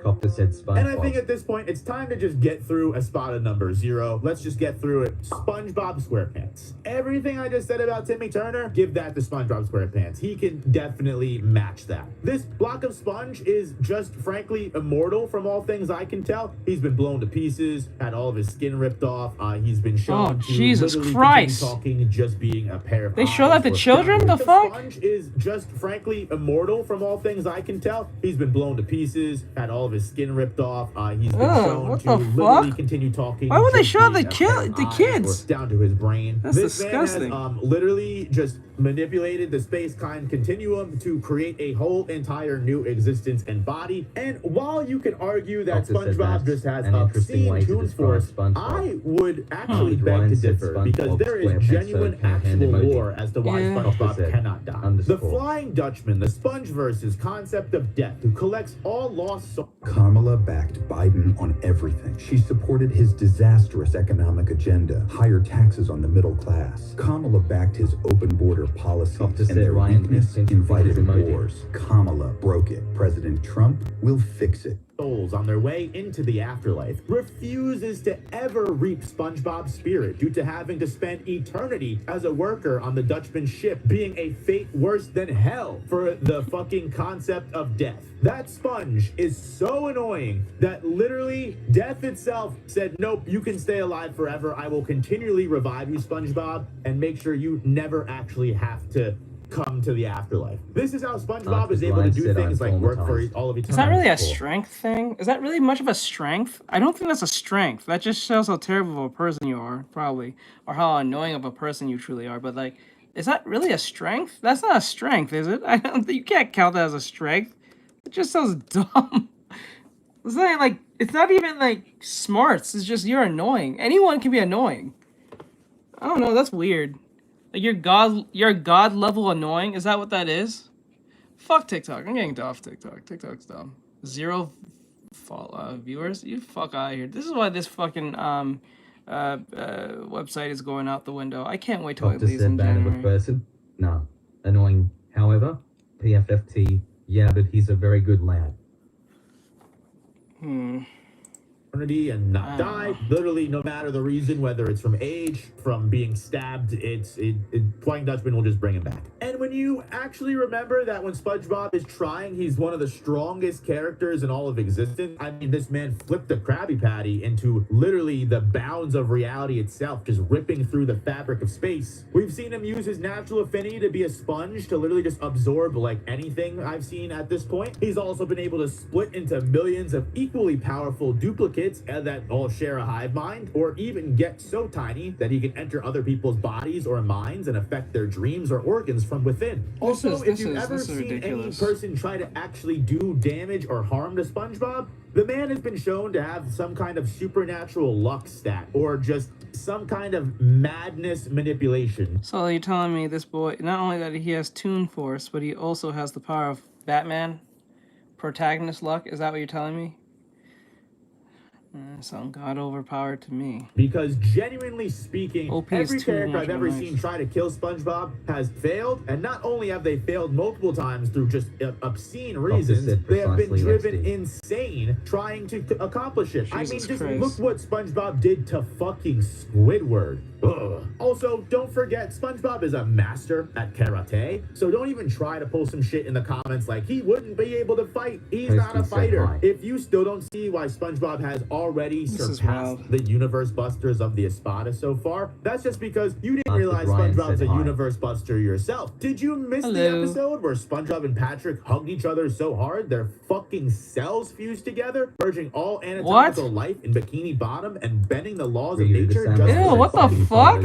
Surpassed the universe busters of the Espada so far. That's just because you didn't realize SpongeBob's a universe buster yourself. Did you miss the episode where SpongeBob and Patrick hugged each other so so hard their fucking cells fuse together? What? Who the fuck wrote this? That is what the fuck? What is this? What is this? That is disgusting. What is this? Copter said facts XD. This is disgusting. What is this shit? They hugged so hard their DNA became one and they became a fused monster with other people? What the fuck is this? What are we doing? Ryu the Samurai said now that's the power of friendship. No, this is what in the Krabby Patty, huh? What in hell's name? What in God's name is happening? What is happening? Bro, no, what the hell? Said no XD. No, bro, this is disgusting. Art with Ryan said FR. There are some things that should not be mentioned. This is wild. Who reads a SpongeBob comic book anyway? The fuck? I didn't know that was even a thing. All That is disgusting. Bikini Bottom and bending the laws of nature just for the fucking fun of it? Oh, you didn't watch the episode where SpongeBob accidentally unraveled the entire universe itself by pulling on a fucking string. I think SpongeBob works really perfectly as the Espada Zero because when he's not serious, he's a blithering idiot who can't really cause too much harm physically. But when he gets serious, he could literally just unravel the universe. And that is all 10 Nickelodeon I don't know about Espada. this. Actually, I don't know about this, boys. Stronger than the original Espada, albeit I slightly don't know. tilted in more of the last four's favor. I don't know, Personally, boys. I think there are better alternatives to throw in here, like El Tigre, honorable mention. I mean, Nickelodeon literally owns the rights to Rayman and the Rabbids, so why didn't we think of They him? own the What rights to about Rayman? the dude from Chalk Zone? I'm like pretty damn sure that piece of goddamn chalk would be universal if you tried. You're telling me that Otis from the Barnyard wasn't even in talks at the round table when it Copter came said time for Ryan recruitment? pensive face Look, emoji no that hate, just Darren. reminds Love me your of work. Heath Canyon. But next time you're filling out Yeah. the anime villain roster, give me a call because I've got some unreasonably strong opinions about this. But wait, Unreasonably do not go strong. anywhere, because we still have a whole nother cartoon anime villain organization to go with the Cartoon Network Akatsuki, so we can really find out who's the strongest piece of late 90s, early 2000s childhood nostalgia bait. And I don't know about you, but Nickelodeon team seems pretty stacked here. It's gonna take a lot for Cartoon Network to come out of this one. Art with Ryan said ham orange covering eyes, face turquoise covering eyes. I don't know, man. Oh no. Ryu the Samurai said nah, Otis said that's for your young bucks. Oh man, I can't.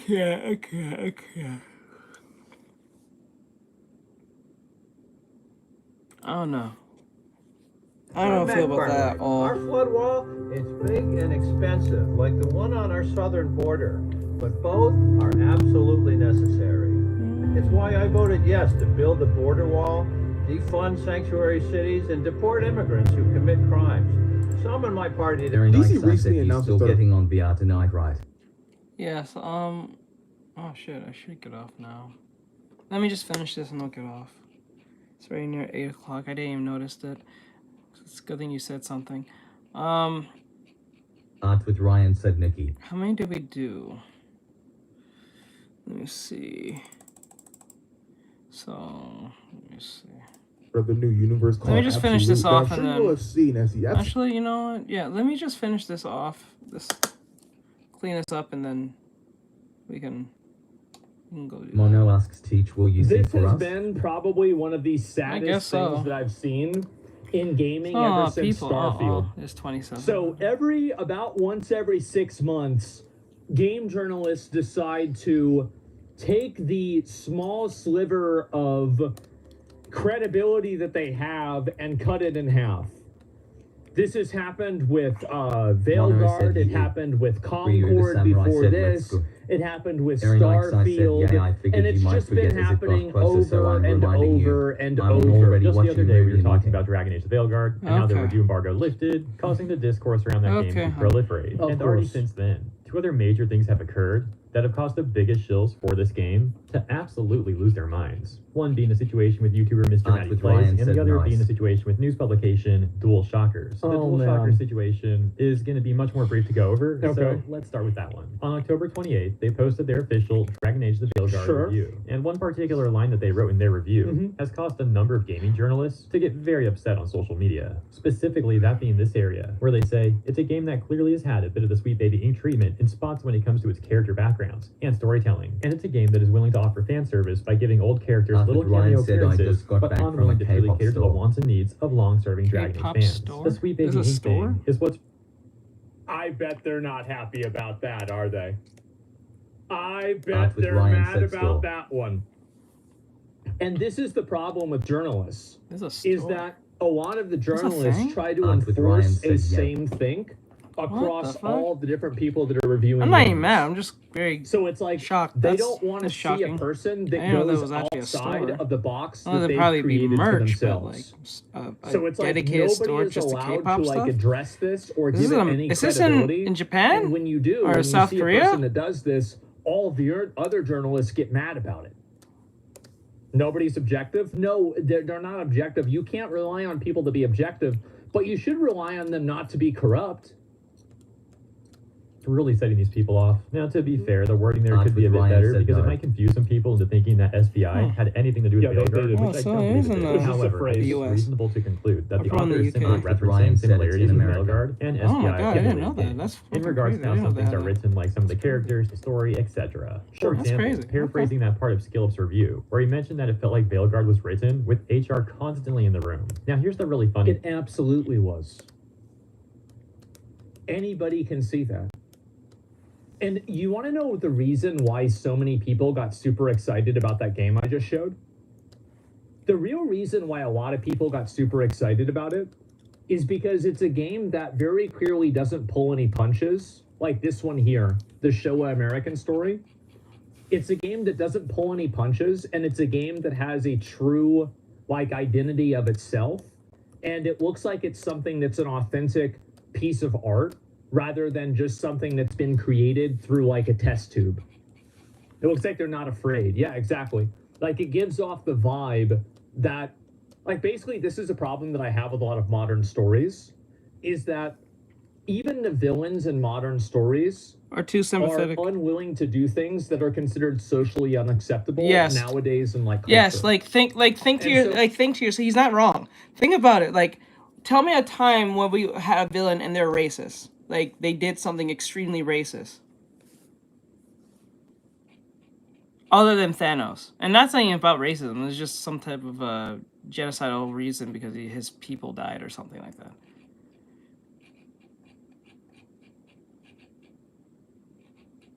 No, nothing from Japan. Nothing from Japan. From here in the West. It has to be from the West.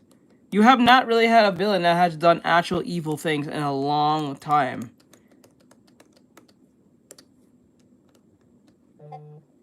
Copter said, You can't think of one. There hasn't been one in a while since probably the Joker from the Batman movies. Or probably Thanos.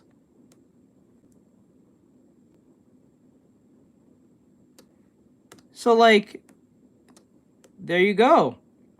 Like, a perfect example of this is when Joker put those, put the hostages between the prisoners and the people who are not prisoners and gave them a choice to blow up who? When have we had a story like that in a long time? Should the... Ryan said, wait, Copter. I have a question for you. Copter said, touche, mate. Touche. I haven't said in a while. What's your question? So a lot of characters and stories that are written now are written with so many guardrails. Yes. It doesn't feel like you're seeing an authentic, a real experience. No, what you're getting as a villain is an anti-hero. With Ryan said you're talking about Dragon Ball. Yeah, Dragon Ball. That's from the East. We're talking about here in the West. So like, we can't use anime characters because anime characters are your profile is Sonic. Because they're written in a particular way for evil. Like the Japanese or the East at least knows what's the difference between good and evil. Here in the West, Good and evil don't really exist. What has happened as of recent for a good while, is that there's no such thing as good and evil. There's no evil. It's just misunderstood or you're good. It's either one of those two things. Those are the only two things. I like her drawing, but can you do a face reveal? PLS pleading face emoji, pleading face emoji, pleading face emoji, pleading face emoji, pleading face emoji, pleading face emoji, pleading face emoji, pleading face emoji, pleading face emoji, pleading face emoji. No, I'm not doing that. With Ryan said, which side are you on? So like that's really what that is. It's the misunderstood character that you have to deal with, because like Doctor said eyes emoji. I'm the avatar of Sonic and DB's fans /J. Because like let's put it this way. Andres asks face reveal. Shigaraki from My Hero Academia, like he had a very sad backstory. Or let's say fucking no, he won't. Don't ask again, or you'll be removed. Wait a sec. What's his name? Don Flamingo. He had a very sad backstory on what happened to him, but he's still overall the villain, right? He's not a misunderstood villain who happens to be a good guy. He was just a spoiled brat to a certain degree, who was pushed into something that he didn't want to be part of, and he ended up being a lot more worse as time went by because of the choices his father made. But the problem with this is that the Japanese or the East knows exactly the difference between good and evil, right and wrong. We live in a time right now where nearly every villain you've probably seen from either comic books from after 2019, since the Infinity, after Endgame, every other villain after that, whether it's DC or Marvel, has been misunderstood. Or if they're not misunderstood, they're a generic character who's trying to destroy the world on a scale that it shoots a beam into the sky and the world's coming to an end and all that stuff. They did this with Suicide Squad. They did this with Teenage Mutant Ninja Turtles. They did this with Justice League. Like all the characters, like all the so-called villains are either a very generic CGI monster and that's it, with no substance at all. It's just they're evil and they just do something. Said, bring our Puss in Boots. They're not doing anything evil that you can hate them for. They're just evil. Style. That's it. And if they do have a backstory, they're a misunderstood individual. They did this with Peter Pan just recently. So the Captain Hook, who hates Peter, said, or whatever his name was, happens to be a misunderstood. I think something Wolf. Stephen Wolf. I think it's Stephen Wolf. I think that was his name. Like that's the thing with Peter. They did this with what do you call it? Homecoming, or Spider-Man Homecoming. Not a single villain died. No villain died. All of them got redemptioned in some form. They got sent back home, or they got redeemed. Even when Green Goblin literally killed Peter's aunt, and he wanted to destroy him, he couldn't, because, you know what I'm saying? And I understand that was a defining moment for OG Peter to stop him, because that will make he won't come back from it. But when you really stop and think about it, it's like, not a single person died in this fucking movie. And I'm not saying they have to die, but it doesn't really like anything was lost or given other than Peter saying that he's not going to be remembered till the next movie. I don't think that's a big loss, because we all know he's going to be remembered somehow. There's going to be some trickery on some behalf or some loophole that they're going to fix that. It is what it is. It's just like there's no loss. There was not a loss of anything. When you know that Peter's going to be remembered, you know he's going to be remembered one way or another. You don't have that escapism whenever you're watching this. Said honestly, true eyes emoji. This is why the death of Logan from the Logan movie is utterly useless now. And I understand they're trying to save the MCU, but like and I know they said that this Logan is different from the Logan that died. I get that, but it really doesn't feel that way at all. It just It just Logan dying has no significance anymore. Well, Hugh Jackman's Logan dying, it has no significance. If they use a whole different Logan, then yeah, I can. It's still intact. It's intact. I would like if they use Henry Cavill. Ryan said Wavecopter. As a replacement for, or the newest Logan to be a replacement for the MCU throughout the Deadpool movie. It wouldn't have worked with someone brand new, but it would have worked. In respect said, to who do you think is stronger? Who exactly? That's the thing. Ryan said Goku or Sonic. Goku. I will say Goku because pretty much Sonic is just pretty much a rip-off of Goku if you think about it. Because everything that parallels with Sonic is pretty much parallel with Dragon Ball and Dragon Ball characters. It's sanitized writing, exactly. A true villain never misgenders someone. Yeah, exactly. China is taking advantage of the discourse in the West by a true villain never misgender someone. Wouldn't it make sense that if you're a villain, why would you care about pronouns? Me crucified. Copter said, but Goku. Like, why would you, like, it doesn't make any sense. Like, in the players what they want. Hey, as I said, I had a permanent ban on Billy because of comments that I had made critical of China. With Ryan said, Teach gets it. Because I was so positive about Black Myth Wukong, I have been unbanned on the entire website. Copter said XD got to accept the facts, mate. This is crazy. That's what Washington has given us. If you don't vote in November... Okay, I'm pretty much done at this point. That's why we must chart a new Hold on. path and elect a... I think it's pretty fucking funny. Yeah. Hold on. Thing though. Oh, the issue that the journalists that we're about to take a look at have with that part of the review isn't what I mentioned. They're actually mad at Sweet Baby Inc. simply even being referenced. For example, this Corpo journalist over at Polygon, etc., had this to say. Okay, this is 44 minutes. We don't have time for this. I gotta go, so...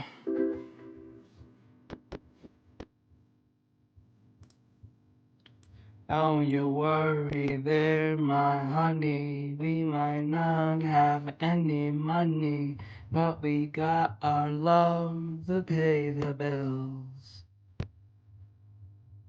And maybe I think you're cute and funny. Maybe I wanna do what bunnies do with you, if you know what I mean. Ryu the Samurai said, come to the Artextric concert.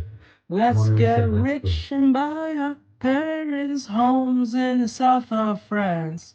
Let's get rich and give everybody nice sweaters and teach them how to dance.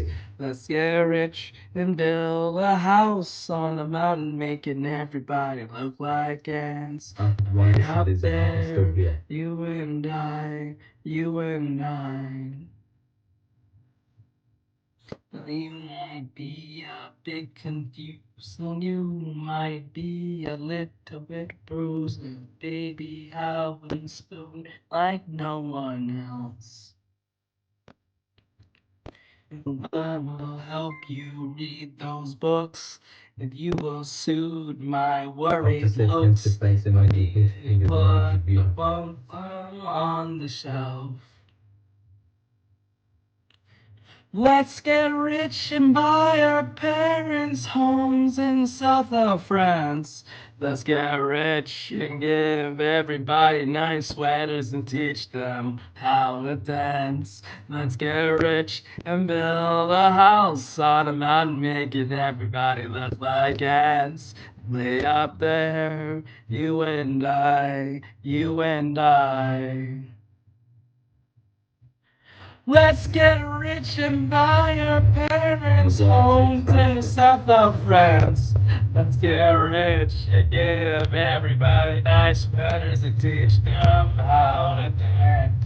Let's get rich and build a house on the mountain, making everybody look like ants. Mindset Up there, you and I. Said louder. There we go. All right, I did my. I promised to my subs. This is a song that I sing to my subs for those who are brand new. It's a song they love when I sing it, so that's why when they ask, I have to sing it. So with that said, have a great night, everyone. Thank you for coming.